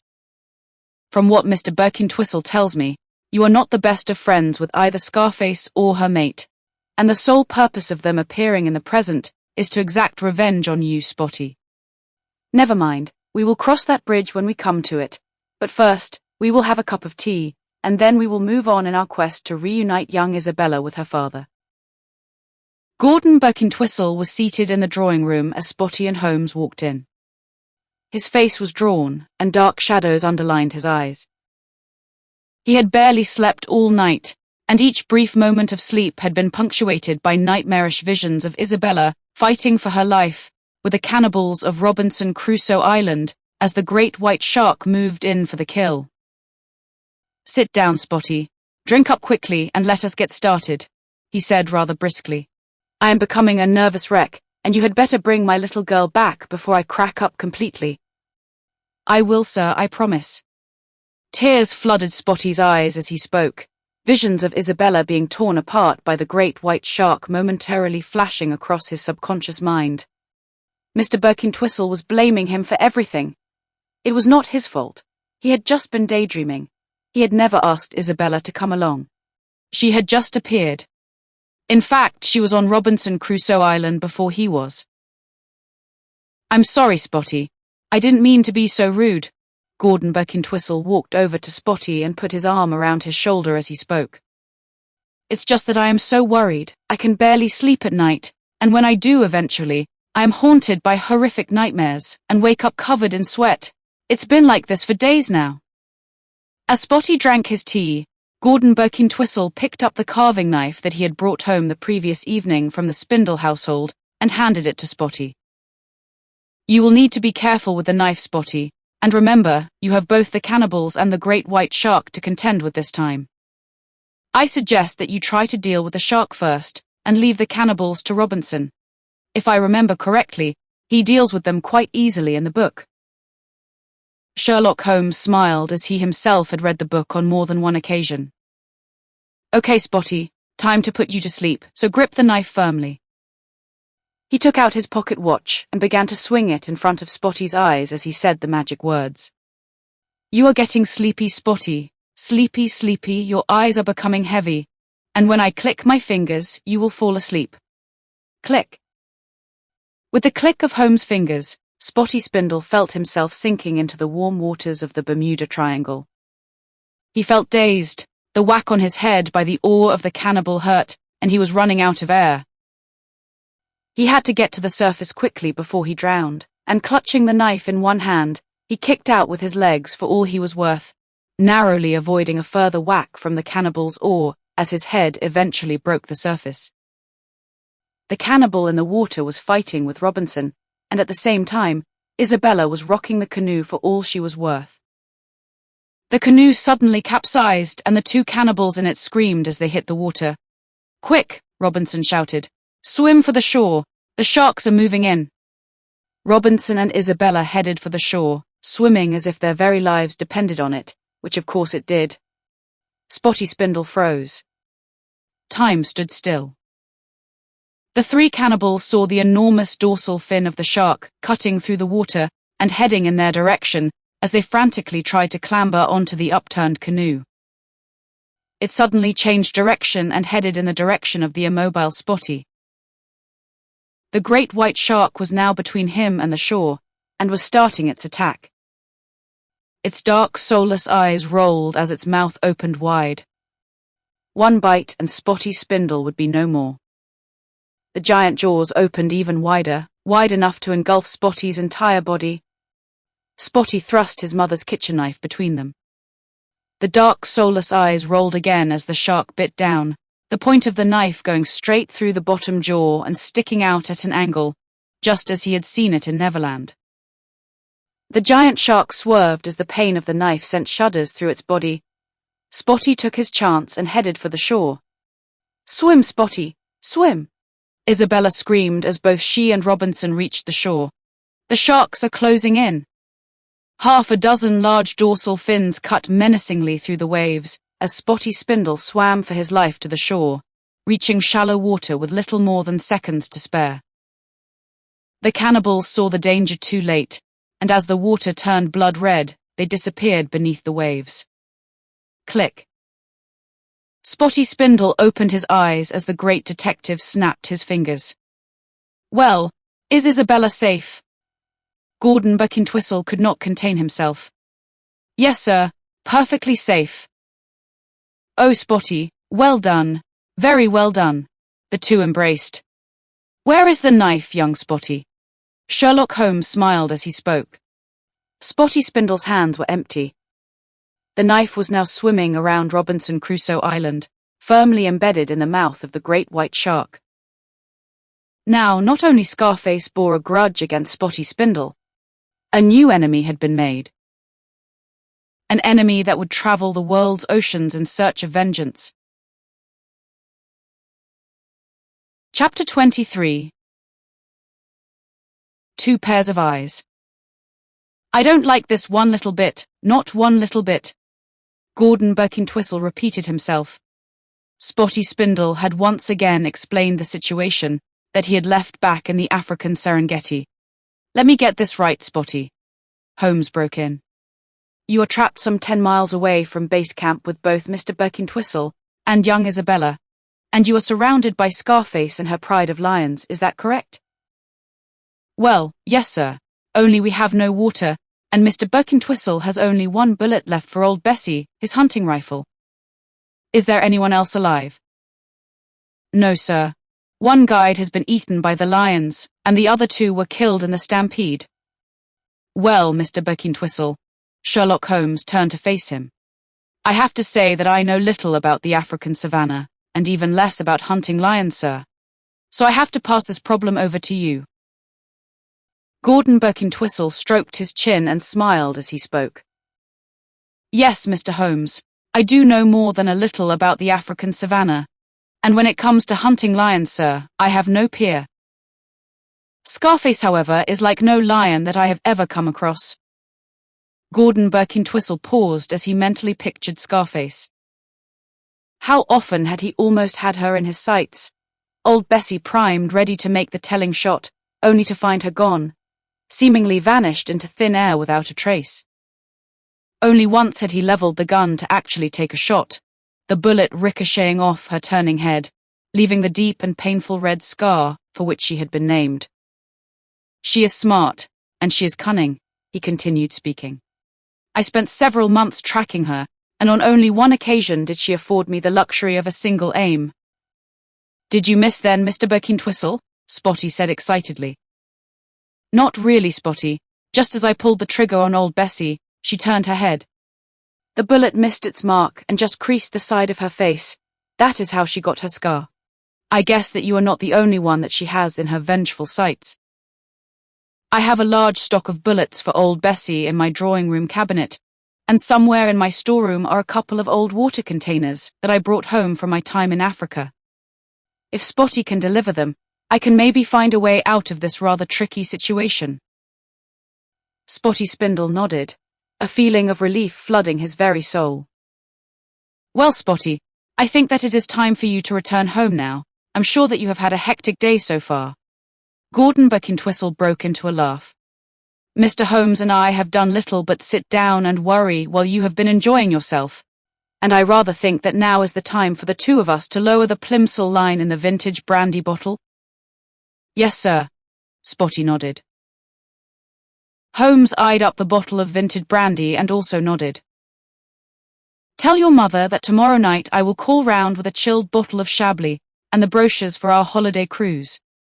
You, however, have to find an excuse for popping round to see me around lunchtime. We have a spot of lion hunting to do. With that, Spotty left the manor house and made his way back to his village home. 2 pairs of eyes followed his every move. Scarface and her mate now knew where Spotty Spindle and his mother lived. Chapter 24. Return to the Serengeti. You are getting sleepy, Spotty, sleepy, sleepy. Your eyes are becoming heavy, and when I click my fingers you will fall asleep. Sherlock Holmes' watch swayed hypnotically in front of Spotty's eyes. He had walked slowly to Buckentwistle Manor that morning, with the uncomfortable feeling that he was being watched. He had felt the hairs on the back of his neck tingle as a rustle sounded from a clump of bushes, no more than a few yards before he entered the grounds. He was sure that he saw. Holmes' fingers clicked. Click. Spotty Spindle was now back in the Serengeti, the 40-degree heat coming as quite a shock. I managed to grab this box of bullets for old Bessie and these couple of water containers, Mr. Buckentwistle, before we ran for cover. They both appeared to be full.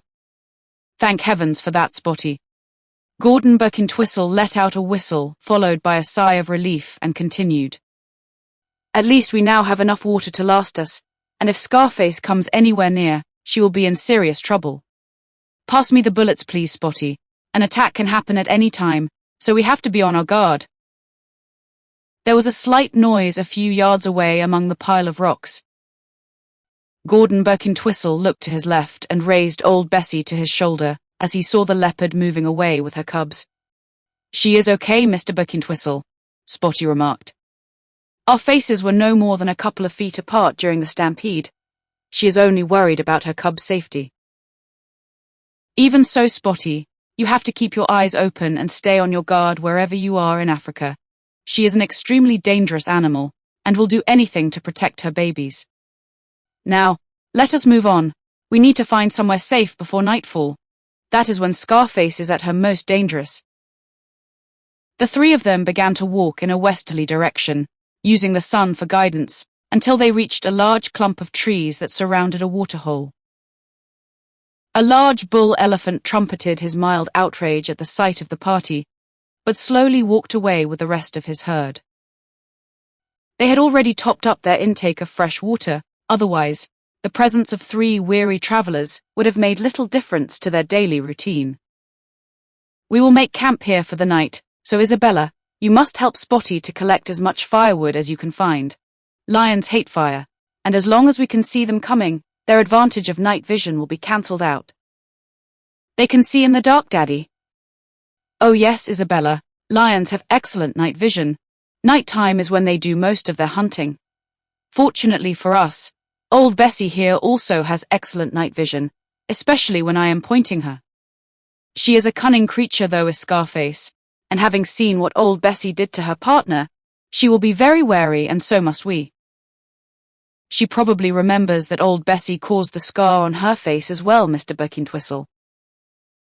Yes, Spotty, little escaped Scarface. She forgets nothing, and that is why she is both dangerous and near impossible to kill. There was a menacing roar in the distance.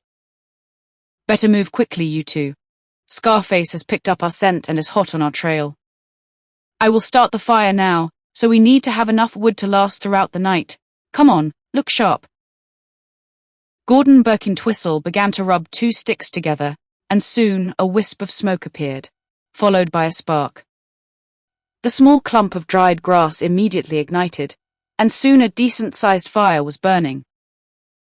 More wood, you two, we need more wood. And Spotty, do not go too far into the trees. Scarface may have set an ambush.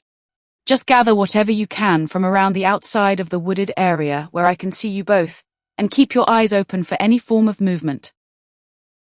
Spotty and Isabella walked closely together along the fringes of the wood, collecting whatever material they could find. A sudden movement caught Spotty's eye. Isabella screamed in alarm as a sleeping warthog, startled by her presence, squealed, and throwing caution to the wind, dashed deep into the woods. Moments later, a second squeal, this time much louder, echoed around their campfire. Scarface had sorted the first course of her pride's evening meal. Scarface had many mouths to feed, and one warthog would barely whet their appetites. The by now distinctive roar of Scarface again broke the evening's silence. Isabella flung her arms around Spotty's neck. Gordon Birkintwistle flicked the safety catch off old Bessie. Chapter 25. Back at Birkintwistle Manor. Click. Well, is Isabella safe? Not yet, Mr. Birkintwistle. Mr. Holmes has brought me back too soon. Spotty was now in the comfort and safety of Birkintwistle Manor, minus the bullets and the water canisters, and he explained the perilous situation that the 3 of them were in, back in the African Serengeti. They only had old Bessie and a small fire to protect them from Scarface and her pride of hungry lions, and soon their supply of firewood would run out, leaving them at the mercy of Scarface and her superior night vision. Scarface was smart. Scarface had eluded hunters for several years, as she had mercilessly preyed upon the Serengeti native population. Only Gordon Birkintwistle had been smart enough to fire a shot at her, the pain of the bullet creasing her face still logged in her memory. She would very soon figure out that the 3 of them would be at their most vulnerable as the fire dimmed, and what old Bessie could not see, old Bessie could not shoot. The 3 of them sat in the lounge of the old manor in silence for several minutes, each one deep in his own thoughts, each desperate to find a solution to what appeared to be an unsolvable problem. Even the world's greatest detective's brain was firing blanks. Never before had he been down such a blind alley, such a dead end. Every problem had a solution, he knew that. That was why he was the world's greatest detective. Unsolvable problems were his speciality. Lions, however, did not stalk the streets of London. Sure, together with Spotty he had solved the mystery of the Hound of the Baskervilles, but lions were not dogs, and Dartmoor was not Africa. Gordon. Holmes eventually broke the silences. What do lions hate the most? Fire and other lions, came the reply. Why other lions? Because every lion pride has its own territory, and to venture into another pride's territory will almost certainly result in an attack, possibly even death. Why do you ask? Bear with me for a moment. Doesn't the dominant male lion mark its territory by peeing at strategic points? And if so, dare Scarface venture into that forbidden territory? She would be rather stupid to tempt fate if she thought that a male lion from the resident pride was present, especially as she no longer has her mate to protect her. Ah, I see where we're going now, but do we have the time to act? Of course we do, Gordon.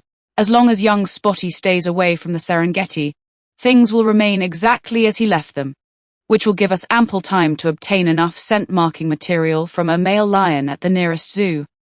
That, however, will be your department, Gordon, as Cat P and I do not get on. Horrible creatures, and the smell permeates and overwhelms one's nostrils for hours, even polluting the delicious aroma and flavor of my favorite pipe tobacco. The 3 of them burst out laughing.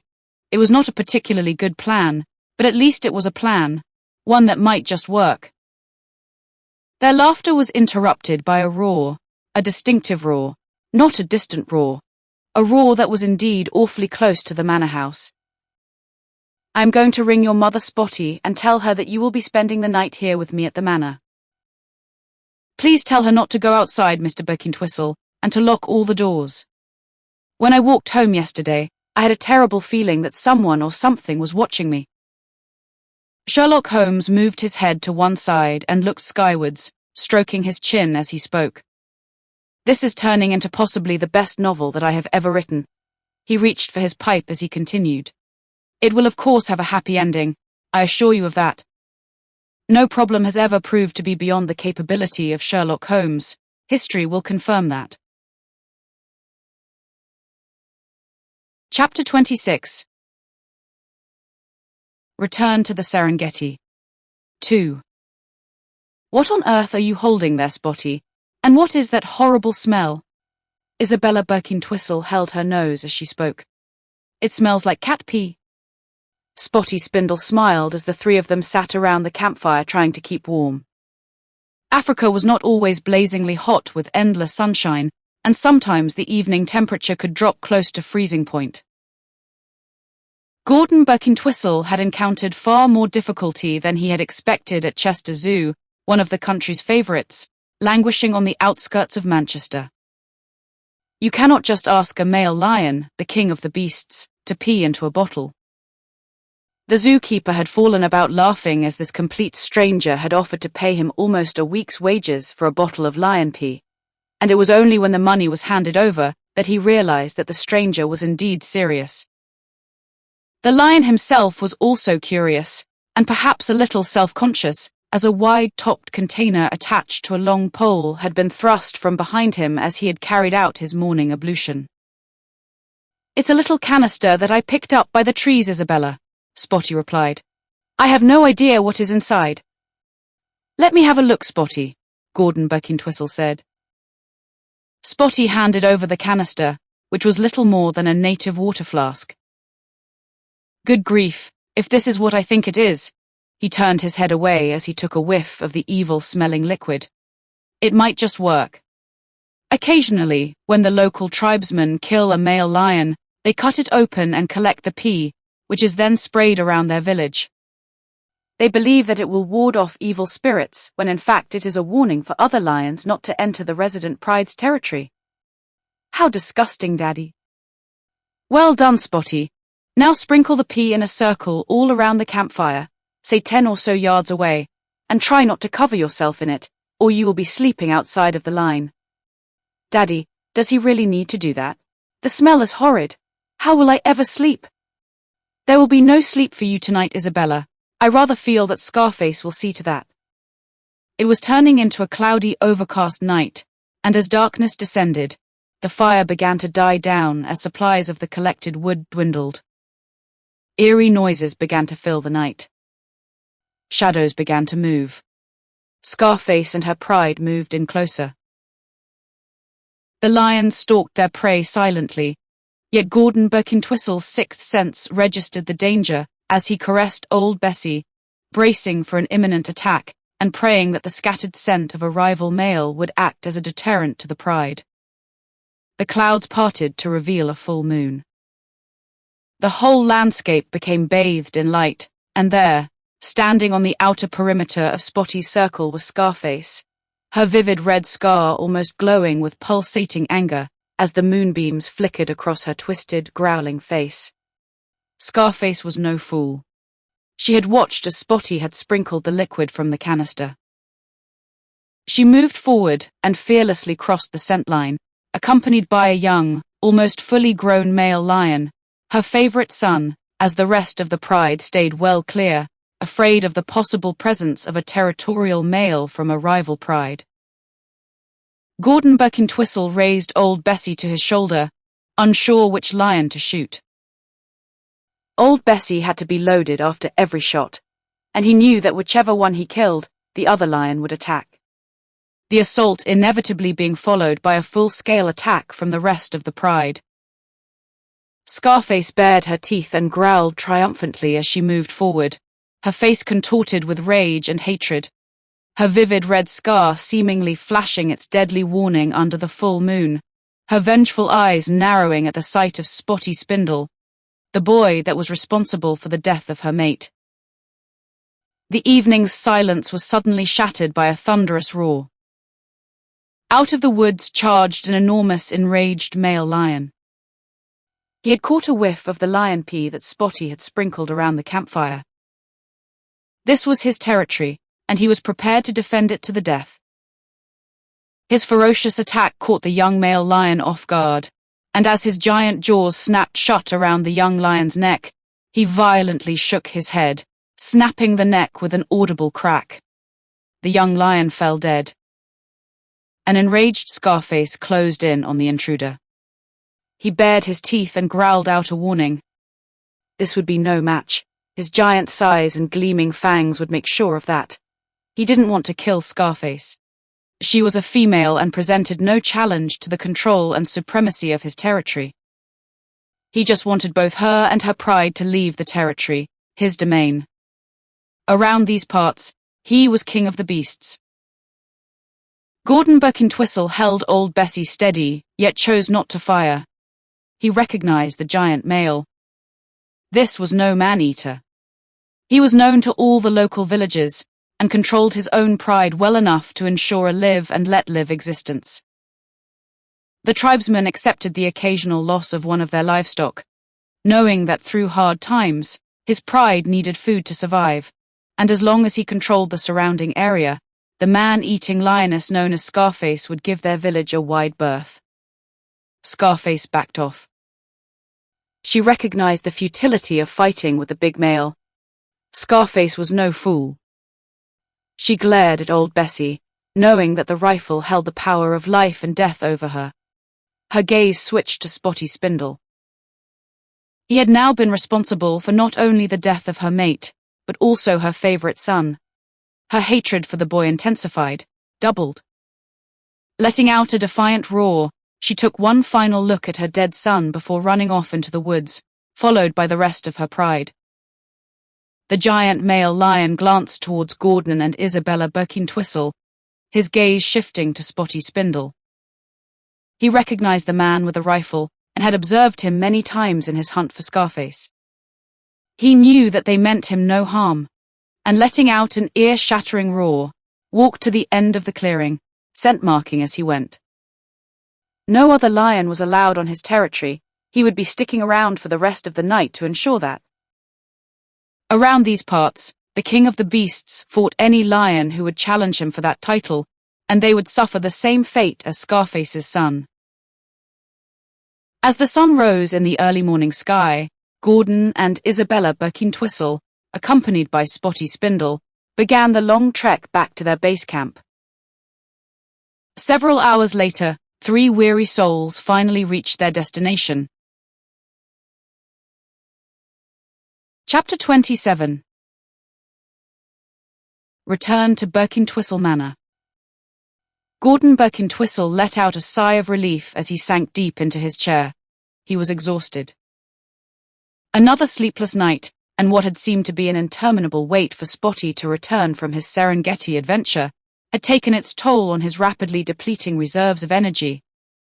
"What a disgusting smell. I hate cat pee," Holmes said as he had clicked his fingers, and Spotty Spindle opened his eyes. "Isabella is safe, Mr. Birkintwistle," were the first words to leave Spotty's mouth. The weight of 1,000 Serengeti elephants was suddenly lifted off Gordon Birkintwistle's shoulders. He had no idea of what had happened, nor of any part that he had played in events. He did not care. Isabella was now safe from the most dangerous of her life-threatening situations, and now he could hand over the final chapter of the upcoming novel to the world's greatest detective. A much-relieved Gordon Birkintwistle poured out 2 large glasses of vintage Napoleon brandy, handing one of them to Sherlock Holmes as he spoke. "Perhaps you should ring home shortly, Spotty. Your mother will be getting worried if you haven't called her before it gets dark, and you know how she fusses." "Yes, sir," came the reply. Holmes took a sip of his brandy and spoke. "Tomorrow morning, after we have been to see your mother, Spotty, I think that perhaps both you and Gordon should accompany me to Manchester. Isabella has almost certainly been kidnapped by either the Ramone or the Mancini crime family, maybe even both." Holmes continued speaking as he filled his pipe. Thanks to your computer and the rather illegal procurement of sensitive police files, I now have the addresses of both parties, gentlemen, and we will travel to Manchester and bring her home. No case has ever defeated me, and I most certainly have no intention of allowing this one to be the first. Besides, my publisher has been pestering me for yet another book, and there is still the final chapter to write on this one. The phone in the hallway rang, and Gordon Birkintwistle raised himself from his chair and left the room, returning with a rather shocked expression on his face a couple of minutes later. That was your mother, Spotty. Scarface has been prowling around the house with her partner. The police have just arrived and have called in the armed response unit, who will be patrolling the village for the evening and the rest of the night. This is getting out of hand. It appears that she was spotted a few minutes earlier and attacked and killed a dog that ran to the defense of its owner. I have a strange feeling that there may well be an additional chapter to my book, Gordon, before I write the final one. I did not foresee this sequence of events. Holmes lit his pipe before continuing. This may well pose a far more serious problem than I at first envisaged. As I am a creature from the past, and am therefore invulnerable, so then must Scarface be, as she is also a creature from the past. If you had shot her in the Serengeti, Mr. Birkintwistle, then maybe she wouldn't be here now. That is probably true, Spotty. Gordon Birkintwistle stroked his chin. Maybe I will have to go back to the Serengeti and help you to shoot her then. That is possibly the only way that we will ever be able to rid ourselves of both Scarface and her partner. Slow down, Spotty. Holmes took a deep draw of his pipe. That may well be, but if you return to the Serengeti too soon, you may well be once again putting Isabella in danger, and my attempt to extricate her from the clutches of the Manchester crime families will almost certainly be in vain. Yes, Spotty, Mr. Holmes is right. Our first priority is the return of my darling Isabella. Nothing else matters at this point in time. Tomorrow, we will go to Manchester, but firstly, you and I really do have to go and see your mother. I imagine that she will be in a state of shock after the events of today. After all, it isn't every day that you find a couple of lions walking around your garden. Can't we go now, sir? I'm worried about her. No, Spotty, the entire village is in lockdown and no one is allowed to leave their homes. There is no need to worry because most of the county's police force are patrolling the village and surrounding areas, many of them armed. Your mother will be perfectly safe. Besides, how are you going to explain to her why you smell of cat pee? I think that you need a shower, young man, and a change of clothes would also be in order. You can wear one of Isabella's tracksuits in the morning and tell your mother that you spilled some gravy or something on your own clothes. Chapter 28. The plan is hatched. Why are you wearing that ridiculous girl's tracksuit, Nigel? What happened to your own clothes? Go and brush your hair. It looks like you have been dragged through a hedge backwards. Mrs. Malchite is right, you know. It does look like an upside-down bird's nest. Both Gordon Birkintwistle and Sherlock Holmes smiled. In years gone by, they had both been on the receiving end of their own mothers' tongues, and watched as a chastened Spotty Spindle made his way up the stairs towards his bedroom, reappearing 5 minutes later correctly dressed in his own clothes, his hair still resembling an upside-down bird's nest. After a hearty breakfast, the three of them had left Birkintwistle Manor in the direction of the village in order to see Spotty's mother, only to be met by several armed police officers. "Why are you lot walking around, sir?" the police sergeant had said as they entered the village, a serious, if not threatening look on his face. "Don't you know that there are a couple of lions in the area?" "Yes, Sergeant," Gordon Birkintwistle had replied. "We are taking young Nigel back to his mother's house. She is extremely worried about his safety. He stayed at my place last night because of the rumours." "They are not rumours, sir," the sergeant replied brusquely. "The lions have already killed 2 dogs and savagely mauled one of my officers, so stay indoors and stay safe. And you, sir, why are you dressed in those ridiculous clothes? They must be from at least the last century, if not before even that." He laughed. Before an indignant Holmes could speak, Spotty butted in. "He is an actor, sir, and he is playing the part of Sherlock Holmes in London." "Well, he looks very out of place to me, and you don't look much better yourself, young man. walking around in a girl's pink and yellow tracksuit indeed. Any self-respecting lion would probably be too busy laughing to attack either of you. The two of you will be safer at the manor, Gordon Birkintwistle had pleaded with a stony-faced Susanna Birkintwistle. Both of you must come and stay with me. I will not be driven out of my own home even if there are 100 lions, and besides, Mother is coming to stay with me for the next few days. The word has spread throughout the county and everyone is terrified, especially my mother. Everyone except you, Susanna, or so it seems. Gordon Birkintwistle shook his head. He had long ago realized that to argue with Susanna Spindle was pointless. As wonderful as she was, nothing and no one would ever change her mind once she had dug her heels in. She had not altered one iota since their teenage years when he had first fallen in love with her. Nigel can stay with you until the lions are caught, Gordon, but you must not let him wander around the manor grounds as they are extensive enough to hide several lions. Back at the manor, having once again had a rather heated confrontation with the same unyielding police sergeant shortly before entering the grounds, the three of them sat down to plan the rescue of Isabella, convinced that her disappearance was directly linked to the shooting of Spotty's fathers and the hit-and-run death of Isabella's mother. The police sergeant was right, Mr. Holmes. You do look a little out of place in modern-day England, and to approach either the Mancini or the Ramone clan dressed like that will almost certainly put them on their guard. Duncan Birkintwistle did his best to sound diplomatic. Sherlock Holmes feigned a wounded look. You are pretty much the same size as I am, so the best approach would be to dress in this century's clothing.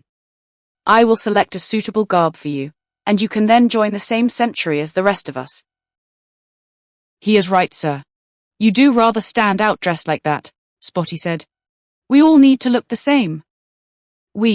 Spotty, I have been thinking about this. Your mother would never forgive me if anything were to happen to you.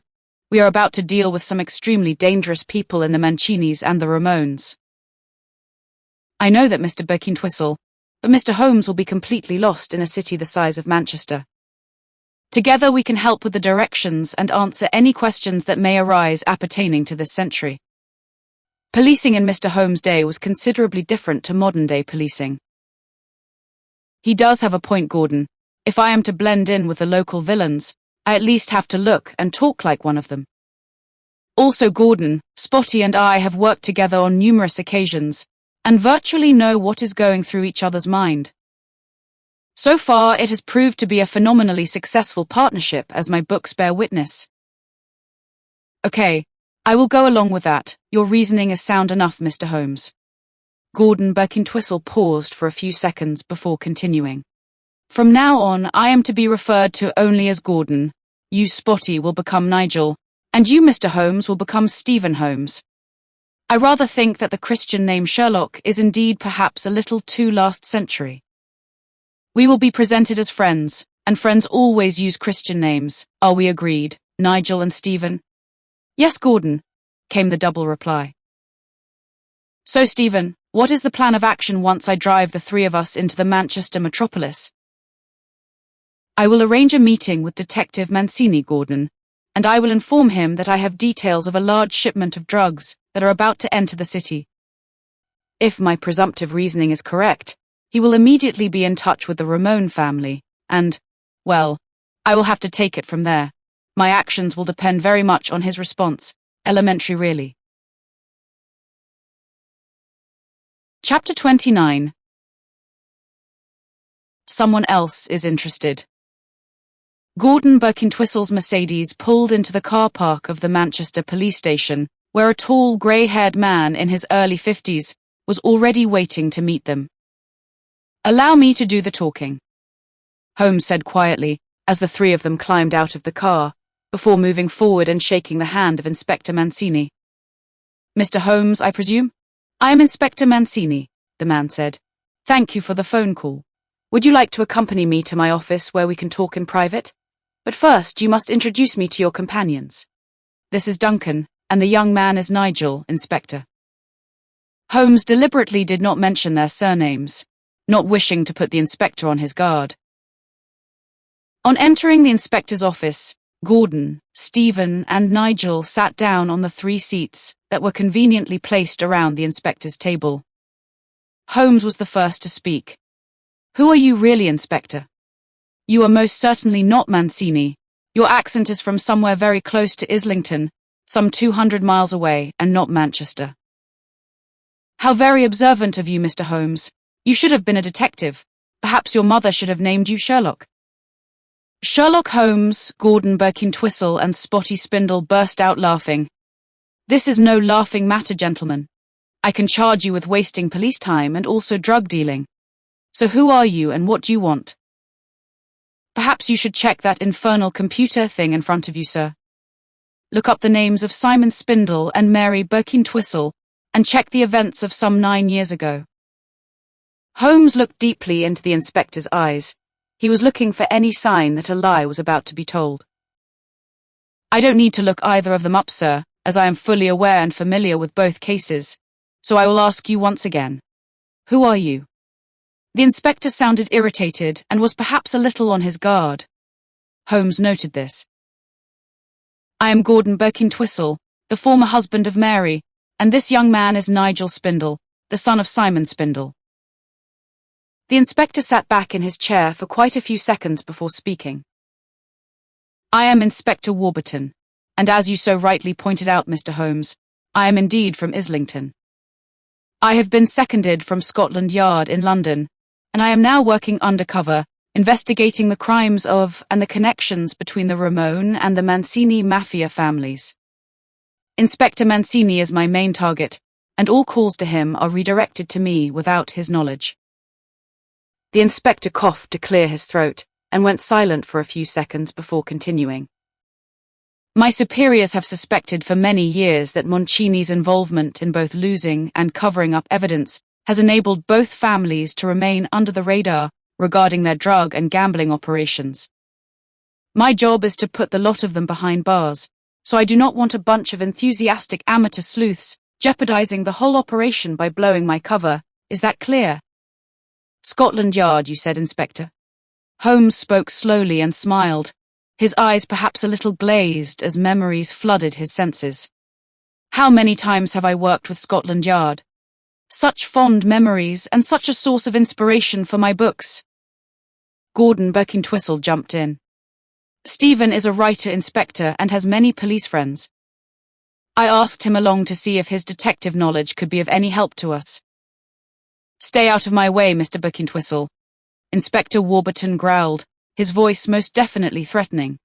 "I will ask for your assistance if I think that I need it, but for now, take this as a serious warning. Do not dare go anywhere near to either Inspector Mancini or any of the Ramone family, or I will have you locked up for obstructing justice. Now, is that clear?"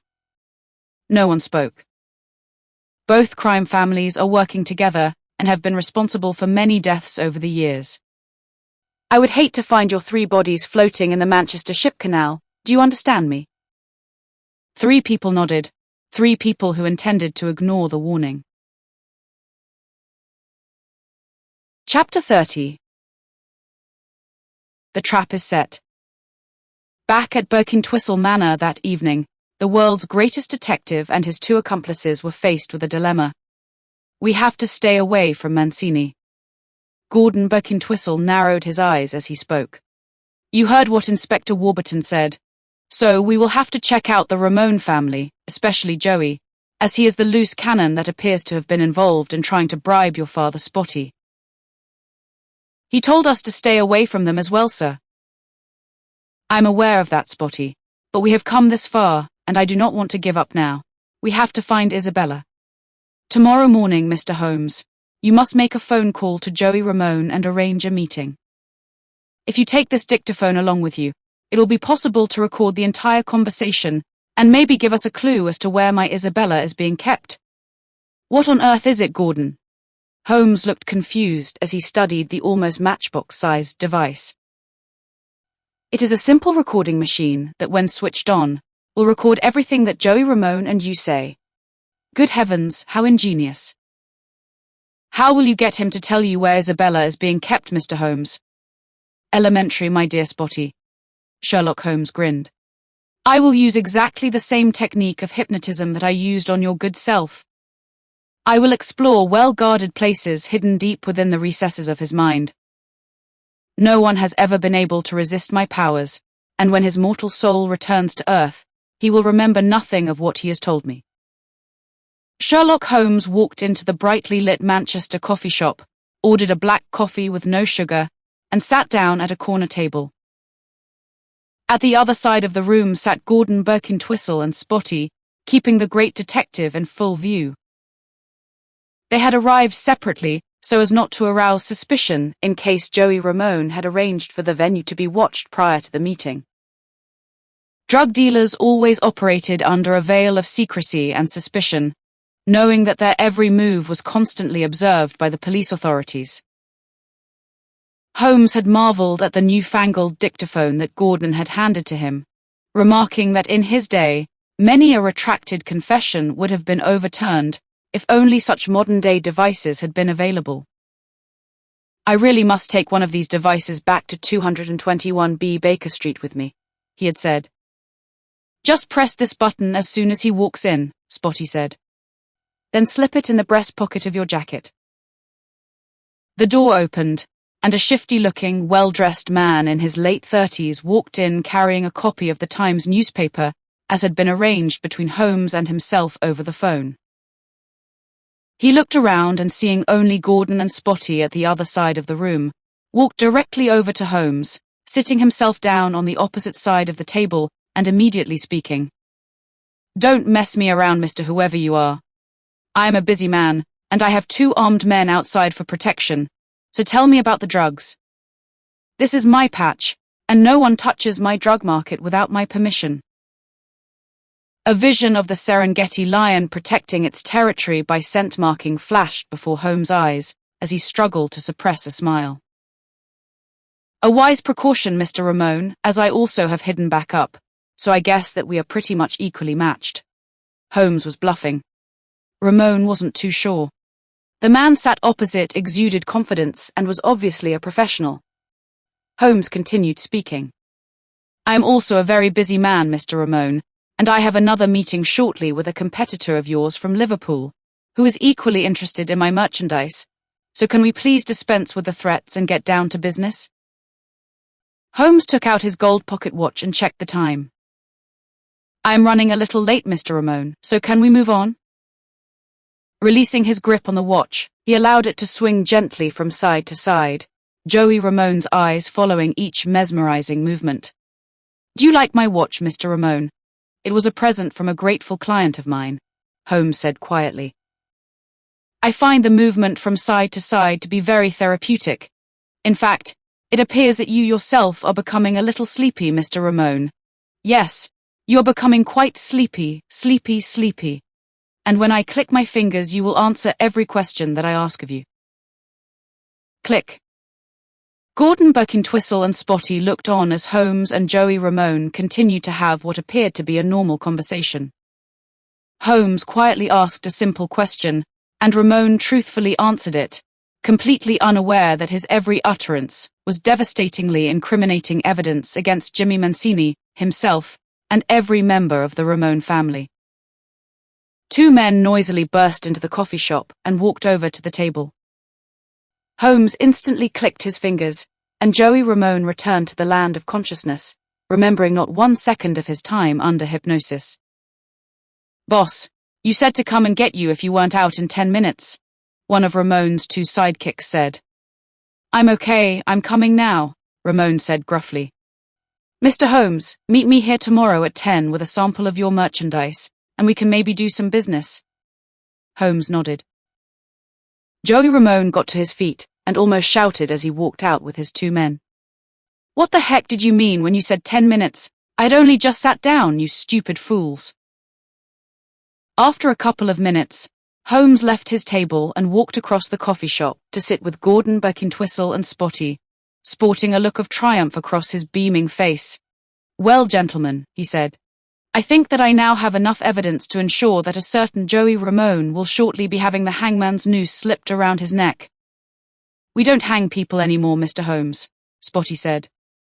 Well, At least we will be rid of him when he is shipped off to the Australian penal colony then. We don't send criminals to Australia anymore, Mr. Holmes. Good heavens, Spotty. What on earth do you do with them then? Gordon Birkintwistle burst out into an ironic laugh. We stick them in a comfortable prison cell, give them 3 square meals a day, a television, and we then release them halfway through their sentence. Now, Mr. Holmes, what about my Isabella? Under control, my dear chap. Now let us go and surprise Inspector Warburton. Holmes continued to look puzzled and mumbled to himself as they left the coffee shop and headed for the police station. Don't hang murderers, indeed. What on earth is the point of capturing them then? Oh no, not you lot again. Inspector Warburton looked annoyed as he spoke. I thought that I told the 3 of you to go away and leave me alone. Do you really want me to arrest you for obstructing justice?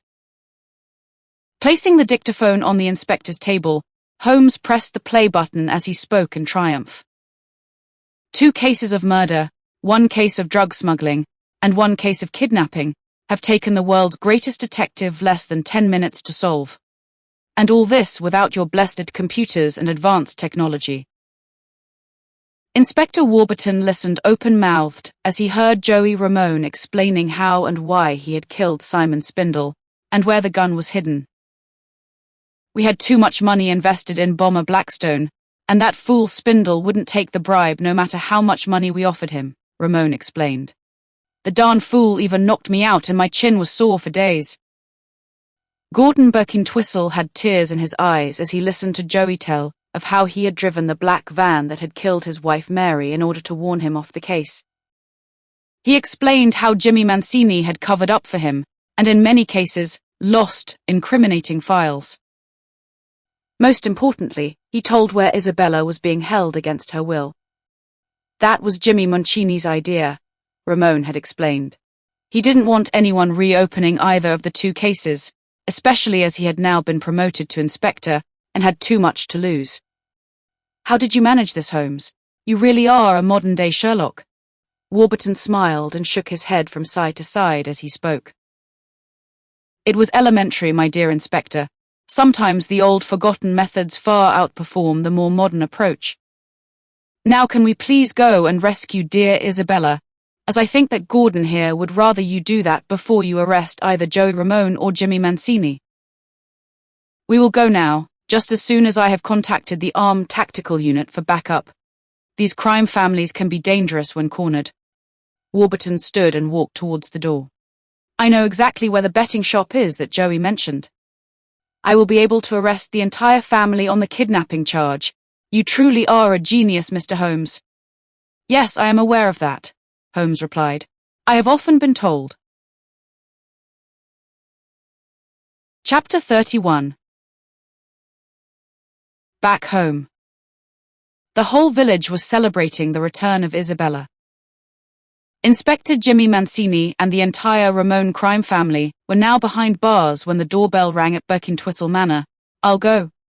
Spotty Spindle arose from his chair, as Susanna Spindle and Gordon Birkintwistle drank a celebratory glass of ice-cold Chablis and gazed lovingly into each other's eyes.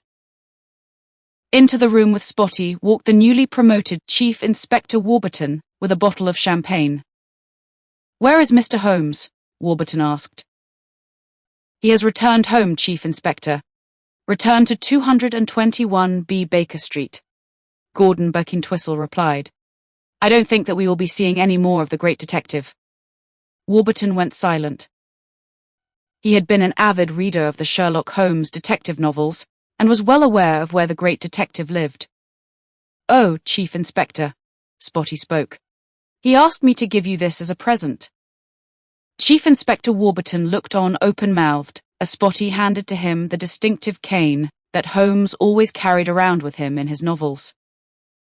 It was the only one of its kind anywhere in the world and could only have come from one man. Isabella Birkintwistle smiled at the look of surprise on the Chief Inspector's face. Susanna Spindle looked on a little confused before speaking. I'm so excited, Gordon. It is only 2 weeks now and we will be on our cruise ship in the Caribbean. I can't wait to see Bermuda and Robinson Crusoe Island. Spotty Spindle and Gordon Birkin-Twistle groaned in unison. Was the nightmare about to begin all over again, they wondered? And tomorrow, Susanna Birkin-Twistle continued, Nigel is once again running in the English Schoolboys Cross-Country Championships. In the distance, below the rookery, came the distinctive roar of a lion. Scarface still had unfinished business. Business that reminded her of the loss of both her mate and her favorite son. The space in the Birkin-Twistle trophy room was still an empty space. Until the head of Scarface's partner was returned to its rightful place, no one was safe. The great white shark swam around Robinson Crusoe Island, a large kitchen knife protruding from its bottom jaw. Robinson was aware of the shark and never ventured into open water. He missed the company of Isabella and Spotty and knew that one day they would return. At the palace, Cinderella awaited the return of her handsome prince with the yellowy blonde hair. The people of Hamelin prayed for the return of the Pied Piper with the unkempt yellowy blonde hair. Only he could return their children. Anchored off the coast of Neverland, Captain Hook looked down from the crow's nest of his pirate ship into the ocean below him. The crocodile was still patrolling, badly scarred from the teeth of the great white shark. Both the captain and the crocodile would patiently await the reappearance of Peter Pan. They both knew that one day he would return, and when he did, he would probably bring along Harry Potter and Hermione. Old Angus sat by the shoreline of Loch Ness. When his whiskey bottle was empty, Nessie would once again appear. She never let him down. He wondered if the young lad with the upside-down bird's nest on the top of his head would ever return. In the Serengeti, a pride of lions, led by a lioness bearing an angry red scar caused by a bullet wound from Old Bessie, attacked and killed another defenseless native tribesman. Scarface, her face permanently contorted with rage, sniffed the African air, hoping to catch the scent of the boy who was responsible for the death of both her mate and her favorite son. One day he would return and would bring the young girl with him. She could wait. Gordon and Isabella Birkin-Twistle, accompanied by Susanna and Nigel Spindle, boarded the cruise ship at Miami, bound for the Bermuda Triangle. The circle had been completed. The cycle was to recommence. Daydreams and reality were now forever intertwined. For Nigel Spindle, there was to be no escape. Scarface lived on.